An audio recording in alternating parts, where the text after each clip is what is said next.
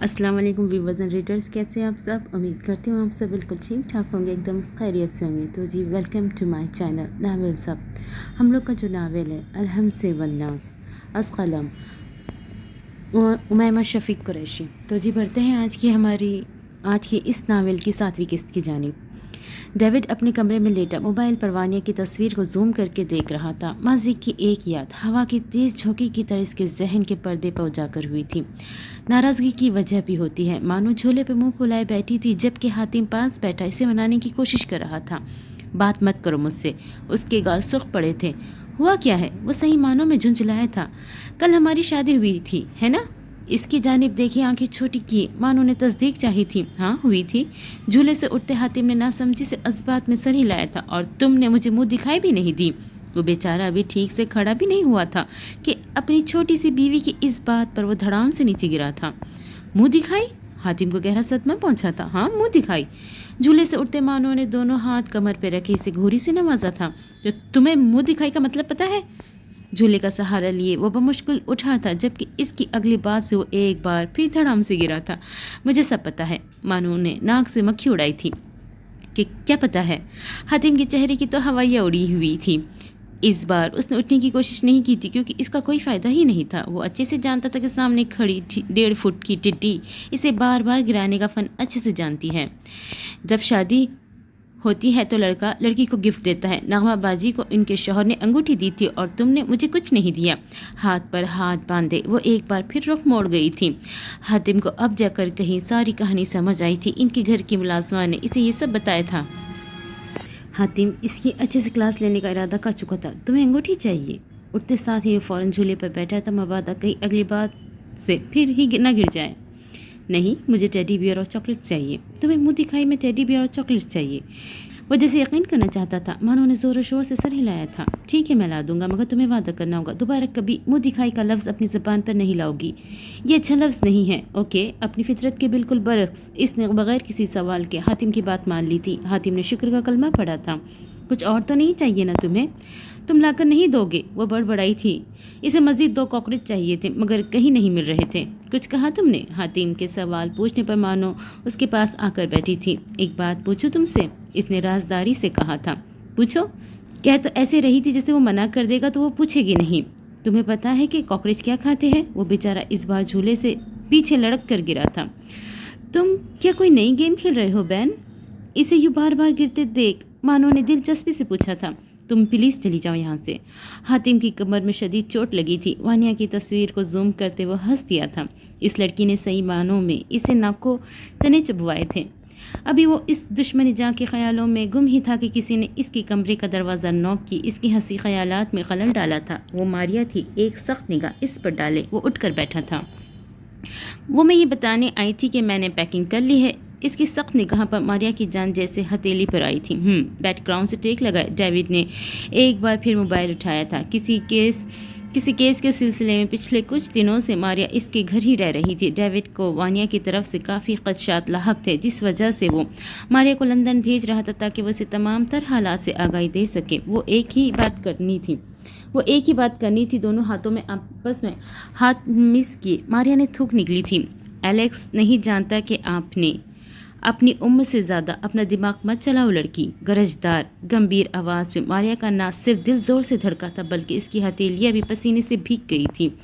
बड़ा ही कोई बुज़दिल शख्स था। अब अगर गोली मार ही दी थी तो सारी उम्र का रोक लेने की क्या ज़रूरत थी? धरती पर बोझ, इसका मरना ही बेहतर था। मोबाइल ऑफ किए डेविड ने साइड पर रखा था। अगर इसकी जगह आप होते तो क्या करते? मारिया ने डरते डरते पूछा था। वो अच्छी तरह जानती थी कि वो शख्स किस कदर खर दिमाग है।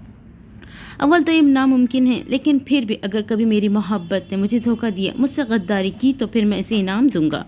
मैं इसे मौत दूंगा और अपने ही हाथों से इसे दफना दूंगा।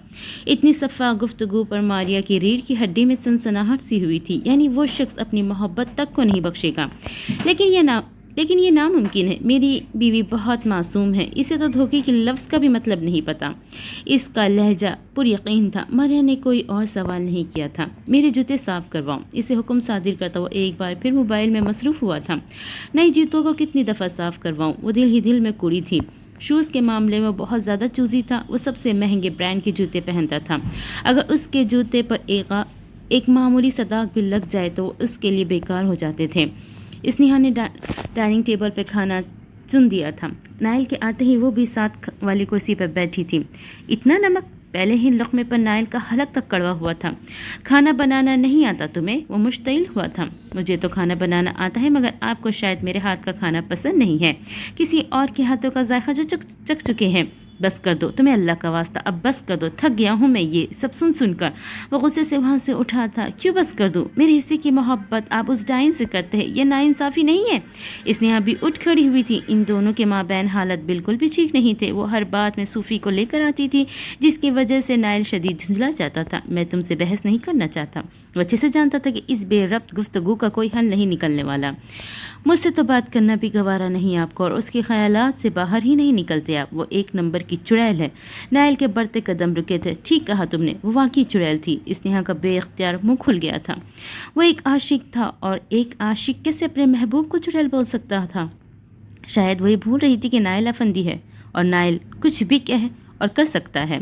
بلکہ تم بھی چڑیل ہو، اور باقی ساری بھی چڑیلیں ہی تھی۔ تم سب نے مل کر میرا سکھ چین سب برباد کر دیا۔ وہ غصے سے باہر کی جانب بڑھا تھا۔ کہاں جا رہے ہو؟ اسنیہا نے اسے پیچھے سے آواز دی تھی۔ اس کی بات تو ہمیشہ کی طرح اس کے سر پر گزری تھی۔ ایک دفعہ اور برباد ہونے چلو گی ساتھ؟ وہ اچھا خاصا تپا ہوا تھا۔ تم آج کی ساری رات پھر اس کی یادوں میں گزارنے جا رہے ہو نا؟ وہ نائل کو لے کر بہت زیادہ انسیکیور ہو گئی تھی۔ میں 22ویں بار شادی کرنے جا رہا ہوں، تم چلو ساتھ، تینوں مل کر فری فائر کھیلیں گے۔ وہ غصے سے کہتا تن فن کرتا وہاں سے گیا تھا۔ اسنیہا بیچاری ہکا بکا وہیں کھڑی رہ گئی تھی۔ ماریا کو لندن گئے آج دوسرا دن تھا۔ ڈیوڈ نے اسے نہ جانے کتنی کالز کی تھی، مگر وہ ریسیو نہیں کر رہی تھی۔ آج جب اس نے ڈرتے ڈرتے کال ریسیو کی تھی تو ڈیوڈ اچھی خاصی جھاڑ کھائی تھی۔ وہ ٹھیک ہے؟ غصہ تھوڑا ٹھنڈ ہونے پر ڈیوڈ نے پوچھا تھا۔ جی، ایک لفظی جواب پر اس نے اپنے اندر ڈھیر سکون اترتا محسوس ہوا تھا۔ یونیورسٹی کیوں نہیں جا رہی وہ؟ ویسے ہی شاید آگے پڑھنا نہیں چاہتی۔ ٹھیک ہے، نظر رکھو، اس نے کہتے ہی فون رکھا تھا۔ دوسری طرف ماریا کے ہاتھ سے فون گرا تھا۔ اس نے مدد طلب نگاہوں سے سامنے کھڑے الیکس کی جانب دیکھا تھا۔ وہ مار دے گا، تمہیں بھی اور مجھے بھی۔ وہ حد سے زیادہ خوف زیادہ تھی۔ کچھ نہیں ہوگا، جب یہ لڑکی مر جائے گی تو بلیک مانسٹر چند دن سوگ بنائے گا، پھر تم اسے اپنا کندھا میسر کرنا، ہمدردی کے چند بول دینا اور کچھ ادائیں دکھا دینا۔ محبت تو کرتی ہو نا ڈیوڈ سے؟ ماریا نے شکست خور حالت میں سر ہلایا تھا۔ اسے وانیا ایک آنکھ نبھاتی تھی۔ اب اگر وہ راستے سے ہٹ رہی تھی تو اس سے اچھی اور کیا بات ہو سکتی تھی؟ 2 مہینے بعد وقت کا کام ہے گزرنا، اور وہ ہر حال میں گزر ہی جاتا ہے، کسی کے لیے اڑتے کبوتر کی طرح تو کسی کے لیے کچھوے کی رفتار سے۔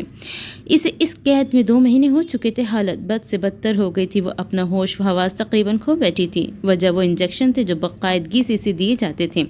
وانیا بہت جلدی خود کو آزاد کروا لیا تھا، مگر اس کے وہاں سے بھاگنے سے پہلے ہی وہ پکڑی جا چکی تھی۔ تب سے ماہم اسے انجیکشن دیتی تھی تاکہ وہ ہوش میں ہی نہ رہ سکے۔ وانیا کو قابو کرنے کا واحد یہی طریقہ تھا۔ ابھی بھی وہ کمرے کے ایک کونے میں بے سود پڑی تھی جب ماہم نے اس کے منہ پر پانی کا جگ انڈیلا تھا۔ وہ ہڑبڑا کر اٹھی تھی۔ تمہارے بھائی نے کال کر کے دماغ خراب کر دیا ہے، بات کرو اس سے، اور خبردار کوئی چالاکی کی تو۔ وانیا نے اد کھلی آنکھوں سے اسے دیکھنے کی کوشش کی تھی۔ بکھرے ہوئے بال، عجیب سی حالت، بالکل زرد پڑتا چہرہ، اور آنکھوں کے گرد سیاہ حلقے۔ وہ کسی طرح سے وانیا نہیں لگ رہی تھی۔ اگر کوئی چالاکی کی تو پھر انجیکشن دے دوں گی میں تمہیں۔ نہیں پلیز نہیں۔ وہ ڈر کر پیچھے ہٹی تھی۔ تو پھر کوئی ہوشیاری مت کرنا، اسے دھمکی دی۔ ماں ہم نے نائل کو کال ملائی تھی، یہ لو کر لو اپنی بہن سے بات، بہت مشکل سے منایا ہے میں نے، یہ تو راضی ہی نہیں ہو رہی تھی۔ ماں ہم نے کہتے ساتھ ہی فون اسپیکر پر رکھا تھا۔ وانیا میری جان، میرا بچہ، اب چھوڑ دینا یہ ناراضگی، بہت مس کر رہا ہوں آپ کو، پلیز واپس آ جاؤ۔ وانیا کی آنکھوں میں سیلاب امڑ آیا تھا۔ اس نے کچھ بولنے کے لیے لب کھولے ہی تھے جب ماہم نے اسے گھورا تھا۔ آپ کے ساتھ آخر مسئلہ کیا ہے؟ جب میں نے کہہ دیا مجھے آپ سے بات نہیں کرنی تو نہیں کرنی، کیوں بلا وجہ مجھے تنگ کرتے ہیں؟ وہ اپنی پوری قوت سے چلائی تھی۔ میرا بچہ، مجھے آپ سے بات نہیں کرنی مسٹر نائل افندی، مجھے دوبارہ کال مت کیجیے گا۔ ماہم نے فوراً ہی کال کاٹ دی تھی، جبکہ دوسری طرف نائل کے دل پر چھریاں چلی تھی۔ وانیا تو نہ تو خود پاکستان آنے کی روادار تھی اور نہ ہی وہ نائل کو آنے دے رہی تھی۔ نائل اسے لے کر بہت زیادہ پریشان تھا۔ وہ جب بھی وہاں آنے کا سوچتا تو ماہم اسے اپنی باتوں میں لے آتی تھی۔ فون کرتے ساتھ وانیا پھوٹ کر روتی تھی۔ میں تمہاری بات ماننے کے لیے تیار ہوں، تم جو کہو گی میں کروں گی۔ اس نے سر جھکائے ہار مانی تھی۔ مزید کوئی بھی ٹارچر وہ برداشت نہیں کر سکتی تھی۔ شاباش میری گڑیا، ماہم کا پور خوشی سے جھوم اٹھا تھا۔ لیکن تمہیں بھی اپنا وعدہ نبھانا ہوگا، اس کے بعد تم مجھے جانے دو گی؟ ہاں क्यों नहीं, चलो तुम जाकर शावर लो, फिर हम चलते हैं। माँ ने इसे वो जहर बनवाना चाहती थी और फिर वो लोग इसे आगे बेचना चाहते थे। वो अच्छे से जानती थी कि इसकी बहुत डिमांड होगी। पहले तो वो और एलेक्स चाहते थे कि वानिया इनके लिए काम करे, मगर बाद माहम को एहसास हो गया कि ये मुमकिन नहीं है, लिहाजा अब वो इससे सिर्फ फार्मूला हासिल करना चाहते थे। वानिया चेंज करने के बाद माहम के कमरे में गई थी। माहम अब इसे जंजीरों में कैद नहीं रखती थी, क्योंकि इन नशा आवर इंजेक्शन की वजह से वो इतनी सख्त ही नहीं रखती थी कि कुछ कर सके। माहम को कमरे में ना पाकर वानिया ने तेज़ी से इसकी अलमारी की जानी पड़ी थी। लॉकर को एक टेक्निक से खोलने के बाद इसने फ़ौरन अपना टूटा हुआ मोबाइल निकाला था। आज इसका दिमाग कुछ हद तक काम कर रहा था, क्योंकि 2 दिन से इसे किसी किस्म का इंजेक्शन नहीं दिया था। अपना काम निकलवाने के लिए इसका वानिया को होश में रखना बेहद ज़रूरी था। वो अच्छे से जानती थी कि फ़ोन कहाँ रखा हुआ है, लेकिन अद्वियात के ज़ेर असर वह होश खो बैठती थी। वानिया चुपचाप फ़ोन उठाए अपने कमरे की जानिब भागी। कमरे में आते ही इसने अच्छी तरह से फ़ोन को एक जगह छुपा दिया था। अब वो माहम के साथ गाड़ी में बैठकर किसी जगह गई थी। वो एक लैब था। माहम और 2 और लोगों की निगरानी में वानिया ने काम शुरू किया।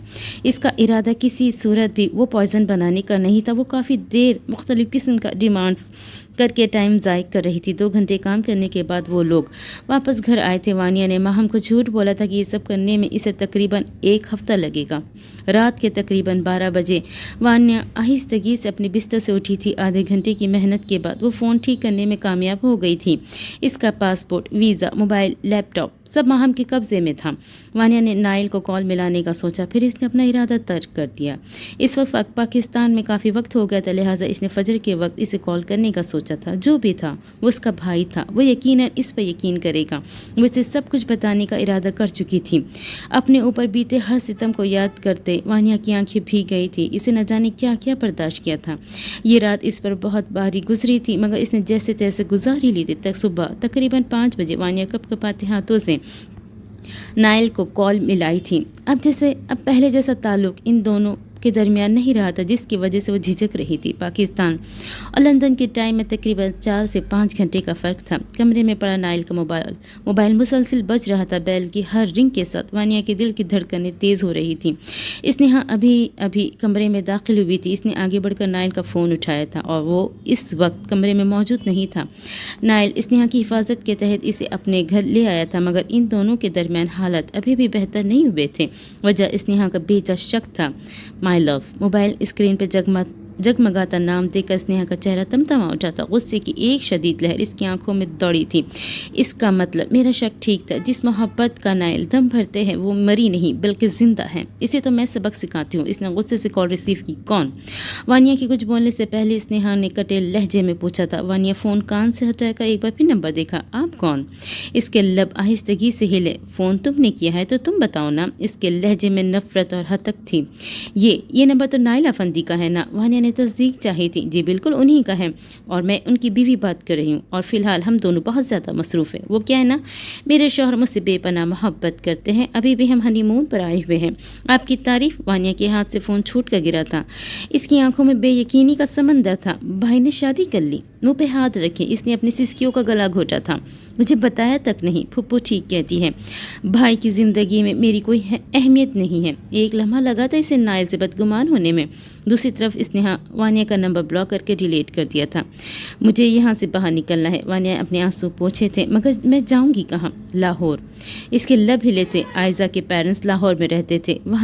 वो वहाँ जा सकती थी। वानिया ने फ़ौरन आयज़ा का नंबर मिलाया था। वो उसकी से मदद मांगी थी। वो फ़ोन पर इसे सब नहीं बता सकती थी। बस इसने फ़्लाइट बुक करवाने के लिए आयज़ा से पैसे मांगे थे। आयज़ा ने दोस्ती का हक अदा करते वानिया की मदद के लिए हामी भरी थी। सुबह का नाश्ता करने के बाद माहम ने इसे अपने साथ चलने का कहा था। वानिया चुपचाप इसके पीछे चल दी थी। जब इसने फ्रॉक की जेब में कुछ छुपाया हुआ था, एक सांप का जहर था, जिसे कल छुप कर इसने एक इंजेक्शन में भर कर लाई थी। दरवाजे तक पहुंचते वानिया ने मौके का फ़ायदा उठाते पीछे से माहम की गर्दन में इंजेक्शन खबो दिया था। एक ही झटके में वो सारा जहर इसके रगों में उतार चुकी थी। तुम इतनी आसानी मौत डिज़र्व नहीं करती, मगर फ़िलहाल मेरे पास और कोई रास्ता नहीं था। जहर इस कदर ताकतवर था कि इसने फ़ौरन ही अपना असर दिखाना शुरू कर दिया था। वो तड़पते वजूद के साथ ज़मीन पर गिरी पड़ी थी। होठों से झाग निकल रही थी और सारा जिस्म नीला पड़ा था। ये वानिया की ज़िंदगी का पहला कत्ल था। वो भागती हुई माहम के कमरे में गई, अपना पासपोर्ट और वीज़ा उठाए। अब वो तेज़ी से कमरे की जानिब गई थी। सामान तो पहले ही पैक कर चुकी थी। अब इसे बस किसी भी तरह एयरपोर्ट पहुंचना था। डेविड ने असवंत को मिलने के लिए अपने घर बुलाया था। वो इससे किसी खास मौजू पर बात करना चाहता था। मैंने बम प्लांट करने का सोचा है। असवंत फ़ौरन चौकन्ना हुआ था। मैं अपनी सारी टीम को पहले ही बता चुका हूँ और समझा चुका हूँ, अब तुम्हें बता रहा हूँ। 23 मार्च को मीनार पाकिस्तान में ब्लास्ट होगा। मीनार पाकिस्तान क्यों? पाकिस्तानियों को बताना है कि इनके तारीख़ी दिन पर इसकी तारीख़ इमारत बिल्कुल महफूज नहीं है, डेविड ने कहा लगाया था। मैं नहीं चाहता कि शाहीन किसी भी किस्म की कोई मदाखलत करे। तुम मेरी टीम के हर मेंबर पर नज़र रखना और पता लगाओ कि आखिर गद्दार है कौन। जैसा आप कहें, असवंत ने नहायत अदब से जवाब दिया था। इसके घर से जाने के बाद तकरीबन 10 मिनट बाद जेम्स, मारिया और एलेक्स कमरे में दाखिल हुए थे। इस पर नज़र रखो और सारी कॉल रिकॉर्ड्स चेक करना, डेविड ने परेशानी मसलते हुक्म सादिर किया था। आपको इस पर शक कब हुआ? जेम्स पूछे बिना ना रह सका। शुरू से था। इस तरह कोई अचानक कैसे किसी की जान बचा सकता है? इस दुनिया में बगैर मकसद की कोई भी इतना अच्छा नहीं हो सकता। और उस दिन जब मेरे कमरे की ड्रेसिंग टेबल के मिरर पर जो नोट लिखा था सीसीटीवी फुटेज में, इस हुडी वाले शख्स के हाथ में जो रिंग थी, बिल्कुल वैसी ही रिंग असवंत के हाथ में भी देखी थी मैंने। तो फिर हम इसे पकड़ क्यों नहीं लेते? मारिया को तजस्सुस हुआ था। अगर डेविड पहले ही से सब जानता था तो फिर इसने किसी पर कुछ जाहिर क्यों नहीं होने दिया था? पहले शिकार को बेबस करेंगे, फिर पकड़ेंगे। इसे ये सब बताने का मकसद ही यही कि वो यकीनन ISI से कांटेक्ट करेगा। असल मकसद सिर्फ ब्लास्ट करना नहीं है, बल्कि किसी का चेहरा बेनकाब करना भी है। हमारी सारी टीम बहुत पुरानी है सिवाय असवंत के। अगर ब्लास्ट के वक्त आर्मी या पुलिस में से कोई भी वहां पहुंचता है तो फिर असवंत के साथ वो होगा जो गुमान से बाहर, बिल्कुल बाहर है। इसके सफाक लहजे पर वो तीनों ही खौफज़दा हुए थे। इसकी दहशत ही इतनी थी कि हर एक की जान इसके सामने थर थर काँपती थी। लाहौर, एक नया सफ़र, एक नई मंजिल, 2 किताबें, 2 मुसाफिर, 2 रास्ते, अलहम से वन्नास का सफ़र, पैदाइश से मुकाशका का सफ़र। किसकी किस्मत में लिखा था क्या, ये देखना भी बाकी था। ये मंजर लाहौर के DHA फेज़ 6 का था। एयरपोर्ट से आयजा इसे पिक करने आई थी। गाड़ी की पिछली सीट पर आयजा के साथ बैठी और मुसलसल खिड़की से बाहर की जानिब देख रही थी। सड़क की दाएं तरफ हेड ऑफिस था, जबकि वानिया की नज़रें तो दरख्तों पर ही जमी थी। तेज़ी से गुजरते एक सीट में वो दरख्त, टहनियों के बोझ से झुकी हुई शाखें। बाज़ औक़ात ज़िंदगी में झुकना पड़ता है, झुके बगैर ज़िंदगी की गाड़ी आगे नहीं चलती। अब इसकी नज़रों ने दरख्त की एक तनी हुई शाख का तवाफ़ किया था। वह मगरूर अंदाज में तन के खड़ी थी। बाकी सब का झुकाव ज़मीन की जानिब था, जबकि इस शाख का रुख आसमान की जानिब था। बाकी शाखों और इसमें एक ही फ़र्क था, सब पत्तों से लदी हुई थी, जबकि वो तन्हा अकड़ी हुई गर्दन के साथ बगैर किसी पत्ते के अकेली खड़ी थी। इसका क्या मुकद्दर है? चलती गाड़ी के साथ दरख्त गुजरते जा रहे थे, मगर वानिया का जहन इस एक शाख पर अटका था। टूट कर ज़मीन बोस हो जाना जवाब इसके जहन ने फ़ौरन पेश किया था। वह अपनी सोचों में गुम थी जब एक झटके से गाड़ी रुकने पर वो होश में आई थी। इनकी मंजिल आ चुकी थी, मगर वो खुश नहीं थी। वो सफ़र करना चाहती थी, सिर्फ सफ़र। ज़रूरी तो नहीं कि हर सफ़र की मंजिलों, कुछ मसाफ़तें बगैर मंजिल के भी तय करनी चाहिए। रात के खाने के बाद आयजा वानिया के कमरे में गई थी। इसने बगैर किसी टाल मटोल के आयजा को सब बता दिया था। अब इन तीनों की बारी है। एक एक को तड़पा तड़पा के मारूंगी। इसकी आंखों में खून हलकोरे ले रहा था। मेरे ख्याल से तुम्हें नाइल भाई से बात करनी चाहिए। आयजा ने इसे मुफीद मशवरे से नवाजा था। वो अपनी ज़िंदगी में बेहद खुश है। मेरा अब उनसे कोई ताल्लुक़ नहीं है, और वैसे भी मैं इन्हें क्या कहूँगी कि मैं कत्ल करके आई हूँ, वो भी किसका? आयजा ने नज़रें चुराई थी। मैं सारी ज़िंदगी नैन का राग लापती रही, मगर मुझे तलाश तो नैना के कातिलों को करना था। ज़्यादती नैना के साथ हुई थी, नैन के साथ नहीं। नैन और नैना दो अलग अलग लोग हैं। अब समझ गई हूँ। उस बूढ़ी औरत का मुझे वो आईना देना, मॉम का कहना कि नैन भाग जाओ, हर चीज़ समझ चुकी हूँ। माँ हमने सब बता दिया मुझे। किस कदर बेवकूफ़ थी मैं, कुछ समझ ही ना सकी। वानिया गहरी सांस खारिज की। अब वापस नहीं जाऊँगी मैं। यहाँ से एक नए सफ़र का आगाज़ होता है, एक बेटी के इंतकाम का आगाज़।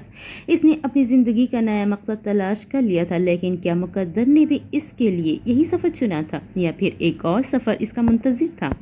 तुम्हें पता है आयजा, मैंने वहाँ एक दोस्त बनाया था। मुझे उस पर शक था। अचानक ही वानिया को याद आया था शक। मुझे लगा वो शाहीन है, मगर मैं गलत थी। जब मैंने उस दिन अपने शोहर से मोहब्बत का इजहार किया तो इसके चेहरे पर किसी किस्म की खुशी नहीं थी, बल्कि वो तो चौंक गया था। शुक्र है वो शाहीन नहीं था, शुक्र है वो मेरा शोहर नहीं था, क्योंकि मैंने इसे कभी भी ऐसा तसव्वुर नहीं किया था। मेरी आंखें इसे तसव्वुर करती है, उसकी मुसव्वरी करती है, उससे इश्क करती है। वो अपनी ही धुन में बोले चली जा रही थी। तुमने तो उसे कभी देखा भी नहीं, پھر تم اسے پہچانو گی کیسے؟ یہ دل کے معاملے ہیں عائزہ، اس کے بارے میں سوچتے ہی میرا دل دھڑکنے لگتا ہے۔ تو یہ کیا ممکن نہیں کہ وہ میرے سامنے ہو اور میں پہچان نہ سکوں؟ میں اسے پہچان لوں گی، میرا دل کہتا ہے کہ میں اسے پہچان لوں گی۔ وانیہ نے سرد آہ بھری تھی۔ فجر کے وقت ایک بار پھر اذان کی صدائیں بلند ہو رہی تھی۔ وانیہ کسمس آئی تھی۔ نماز نیند سے بہتر ہے، نماز نیند سے بہتر ہے۔ وانیہ نے کروٹ بدلی تھی۔ اف یار، کیا مصیبت ہے، انہیں بھی سکون نہیں ہے، صبح صبح ہی شروع ہو جاتے ہیں۔ کمبل منہ تک تانے وہ کان لپیٹ کر سو گئی تھی۔ وہ آزاد ہو چکی تھی ہر مصیبت اور ہر خوف سے۔ اب نہ تو اسے نماز پڑھنے کی ضرورت تھی، نہ دعا کی اور نہ ہی اللہ کی۔ اس کے نزدیک اللہ کو صرف خوف میں یاد کرنا تھا، جو کہ اب ختم ہو چکا تھا۔ ہاں، وہ اللہ کی طرف تھوڑا کھنچاؤ ضرور محسوس کر رہی تھی۔ اللہ کی ذات پر بھی اب وہ کوئی سوال نہیں اٹھاتی تھی، مگر وہ اب بھی اسلام سے کوسوں دور تھی۔ صراط مستقیم پہ چلنے کی توفیق انہیں ہی دی جاتی جو واقعی اس صراط پہ چلنے چاہتے ہیں۔ ابھی تو مسافتیں طے کرنا باقی تھی، ابھی تو کانٹوں پہ چلنا باقی تھا۔ وانیہ کو لاہور آئے چند روز گزر گئے تھے۔ عائزہ اور اس کے پیرنٹس نے اسے کافی سپورٹ کیا تھا۔ وہ کبھی کبھی رات کو نیند میں ڈر جاتی تھی اور چیخنے چلانے لگتی تھی، مگر اب حالت کافی بہتر تھی۔ عائزہ اسے ٹراما سے نکالنا چاہتی تھی۔ میرا دل نہیں چاہتا، اس کی ذہنی حالت اب بھی ٹھیک نہیں تھی۔ وجہ وہ انجیکشنز تھے جو باقاعدگی سے اسے دیے جاتے رہے تھے۔ بس ابھی ختم کرو، سو اور اٹھو چلو۔ عائزہ نے اسے ہاتھ سے تھام کر اٹھانا چاہا تھا۔ جانا کہاں ہے؟ وانیہ نے تھکے سے انداز میں پوچھا تھا۔ آج 23 مارچ ہے نا، مینار پاکستان دیکھنے چلتے ہیں۔ ویسے بھی تم پہلی بار لاہور آئی ہو۔ عائزہ نے پرجوش ہوئی تھی۔ بہت رش ہوگا یار، میرا دل بھی نہیں چاہ رہا۔ وانیہ نے اسے ٹالنا چاہا تھا۔ تم اٹھ رہی ہو یا میں ناراض ہو جاؤں؟ کمر پہ دونوں ہاتھ رکھ کے اس نے وانیہ کو گھری سے نوازا تھا۔ ٹھیک ہے، اٹھ رہی ہوں۔ وانیہ ناگواری سے بستر سے اٹھی تھی۔ وانیہ اور Aiza Greater Iqbal Park, Minto Park کی سیر کر رہی تھی۔ اس کا ابتدائی حصہ دیکھ وانیہ مبہوت ہوئی تھی۔ وہ زندگی میں پہلی بار لاہور آئی تھی۔ وہ لوگ ادھر ادھر گھومتے رہے تھے، وہاں لوگوں کی تعداد بہت زیادہ تھی۔ وجہ آج کا خاص دن تھا۔ تیز ہوا کے جھونکے اس کے بھورے بالوں کے ساتھ اٹکھیلیاں کر رہے تھے۔ وانیہ کا چہرہ کافی بجھا سا تھا۔ پہل عائزہ اسے حافظ جالندھری کے مقبرے پر لے گئی تھی، پھر آگے جا کر کچھ پہلوانوں کی قبریں تھیں۔ اس جگہ بہت پہلے اکھاڑا لگتا تھا۔ چند تصویریں کلک کرنے کے بعد وہ دونوں واپس گاڑی میں آ بیٹھے تھے۔ رات کے ڈانسنگ واٹر فاؤنٹین وانیہ یہ وقت یہاں کی لائٹس میوزک کے دھن پر رقص کرتی ہے، عائزہ اسے بہت پرجوش انداز میں بتا رہی تھی، جبکہ وانیہ کا ذہن ہر بار کہیں اور ہی پہنچ جاتا تھا۔ اس کی طبیعت خراب ہونے لگی تھی۔ وہ کافی عرصے بعد یوں باہر آئی تھی۔ اس ماحول میں، اس روشنی میں اس کا دم گھٹنے لگا تھا۔ تمہیں پتہ ہے یہ ہوٹل میرا فیوریٹ ہے۔ کافی آگے جاتے عائزہ نے ایک ہوٹل کی طرف اشارہ کیا تھا۔ وہ بندوقان کا ہوٹل تھا۔ اس کے انٹرنس پر سرخ رنگ کا خوبصورت قالین بچھا ہوا تھا، جبکہ دونوں اطراف میں نہایت ہی خوبصورت طرز کے ہاتھیوں کے مجسمے تھا۔ وانیہ نے ایک رائل یہاں کا کھانا بھی ہوٹل کی طرف بہت سرسری سی نگاہ اس ہوٹل پر ڈالی تھی۔ عائزہ گھر چلے، میرا دل بہت گھبرا رہا ہے۔ اس کا سر گھومنے لگا تھا۔ ابھی تو ہم نے کچھ دیکھا ہی نہیں۔ وہ اسے اتنی خوشی سب بتا رہی تھی اور وانیہ کو کوئی دلچسپی ہی نہیں لے رہی تھی۔ یہ تمہیں یو شیپ میں نظر آ رہے ہیں نا؟ یہاں جب پھول کھلتے ہیں نا تو یہ بہت خوبصورت لگتے ہیں۔ ایک راز کی بات بتاؤں، یہ ملکہ ایلزابتھ کے گھر کی کاپی ہے۔ میرا مطلب ہے ان کے گھر سے متاثر ہو کر بنایا گیا ہے۔ عائزہ نے فوراً اپنا بیان بدلا تھا۔ اب وہ لوگ پیدل واک کر رہے تھے۔ مجھے اور کچھ نہیں دیکھنا، وانیہ نے منہ بنا کر کہا تھا۔ یار تم کتنی بورنگ ہو گئی ہو۔ اچھا ایک کام کرتے ہیں، اب صرف مینار پاکستان دیکھیں گے اور پھر گھر چلیں گے۔ وانیہ نہ چاہتے ہوئے بھی حامی بھر لی تھی۔ پارک سے کچھ فاصلے پر ایک بلڈنگ میں ایک فلیٹ پر چند لوگ موجود تھے۔ سب کے چہروں پر ہی شیطانیت ٹپک رہی تھی۔ آج جو ہونے والا تھا وہ سب ہی اس سے اچھی طرح واقف تھے۔ اتنی سیکیورٹی ہونے کے بعد بھی ڈیوڈ نے اس جگہ بم پلانٹ کروا دیا تھا جہاں مینار واقع تھا۔ کچھ دیر بعد بم بلاسٹ ہو جانا تھا۔ وہ ایک بڑے سائز کے LED کے سامنے راکنگ چیئر کے پشت سے ٹیک لگائے، ہاتھ کو سر کے پیچھے رکھے بڑی دلچسپی سے دھماکے سے پہلے کا منظر دیکھ رہا تھا۔ یہ اس کا پسندیدہ کام تھا۔ ماریا نے اب مینار پاکستان پر فوکس کیا تھا۔ بار کے باہر کھڑے کافی تعداد میں لوگ سیلفی لینے میں مگن تھے۔ تبھی ڈیوڈ کی نظر ایک چبوترے پہ بیٹھی اس افسرہ پہ پڑی تھی۔ وہ کرنٹ کھا کر سیدھا ہوا تھا، بھورے بالوں کی کھلا چھوڑے ہرے رنگ کی شرٹ کے ساتھ جینس پہنے وہ لڑکی وہ کوئی اور نہیں بلکہ اس کی بیوی تھی۔ یہ یہاں کیا کر رہی ہے؟ وہ بوکھلا گیا تھا۔ ماریا، ایلیکس اور جیمز تینوں ہی اس کی نظر کی سیدھ میں دیکھا تھا۔ ماریا اور ایلیکس کا سانس سوکھ گیا تھا۔ وہ لوگ تو اسے ماہم کے رحم و کرم پہ چھوڑ آئے تھے، تو پھر وہ یہاں ایلیکس अच्छे से जानता था कि वानिया वहाँ से भाग गई थी, मगर उसूलन तो इसे नाइल के पास जाना चाहिए था, तो फिर वो यहाँ क्या कर रही थी। डेविड अभी शौक की कैफियत में ही था जब अचानक वहाँ भगदड़ मची थी। पुलिस और आर्मी बर वक्त वहाँ पहुँचे थे। अब वो लोगों को वहाँ से निकाल रहे थे। वानिया भागो यहाँ से। आयजा ने इसका हाथ पकड़कर खींचा था जबकि वानिया की हालत ख़राब होने लगी थी। वो आयजा का हाथ पकड़े वहाँ से भागी तो मगर बीच रास्ते में बुरी तरह गिरी थी। आयजा का हाथ छूट गया था। वो भीड़ में कहीं गायब हो गई थी।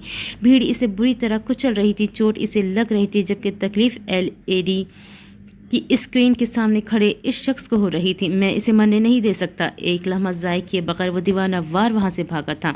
तुम वहाँ नहीं जा सकते डेविड। एलेक्स इसके पीछे भागा था। वो नहीं मर सकती। इसने लिफ्ट का बटन दबाया था। वो काम नहीं कर रही थी। वो अंधाधुंध सीढ़ियों की जानिब भागा था। ब्लैक मॉन्स्टर, मेरी बात सुनो, तुम उस तक नहीं पहुँच सकते। वक्त बहुत कम रह गया। आर्मी इसे बचा लेगी। इसके पीछे सीढ़ियाँ फलंगते एलेक्स ने हाँपते हुए कहा था। हाँ, वो लोग बचा लेंगे। नाइल बचा लेगा। वो मासूम है, बेकसूर है। वो पागलों की तरह भागता हुआ अपनी गाड़ी की जानिब भागा था।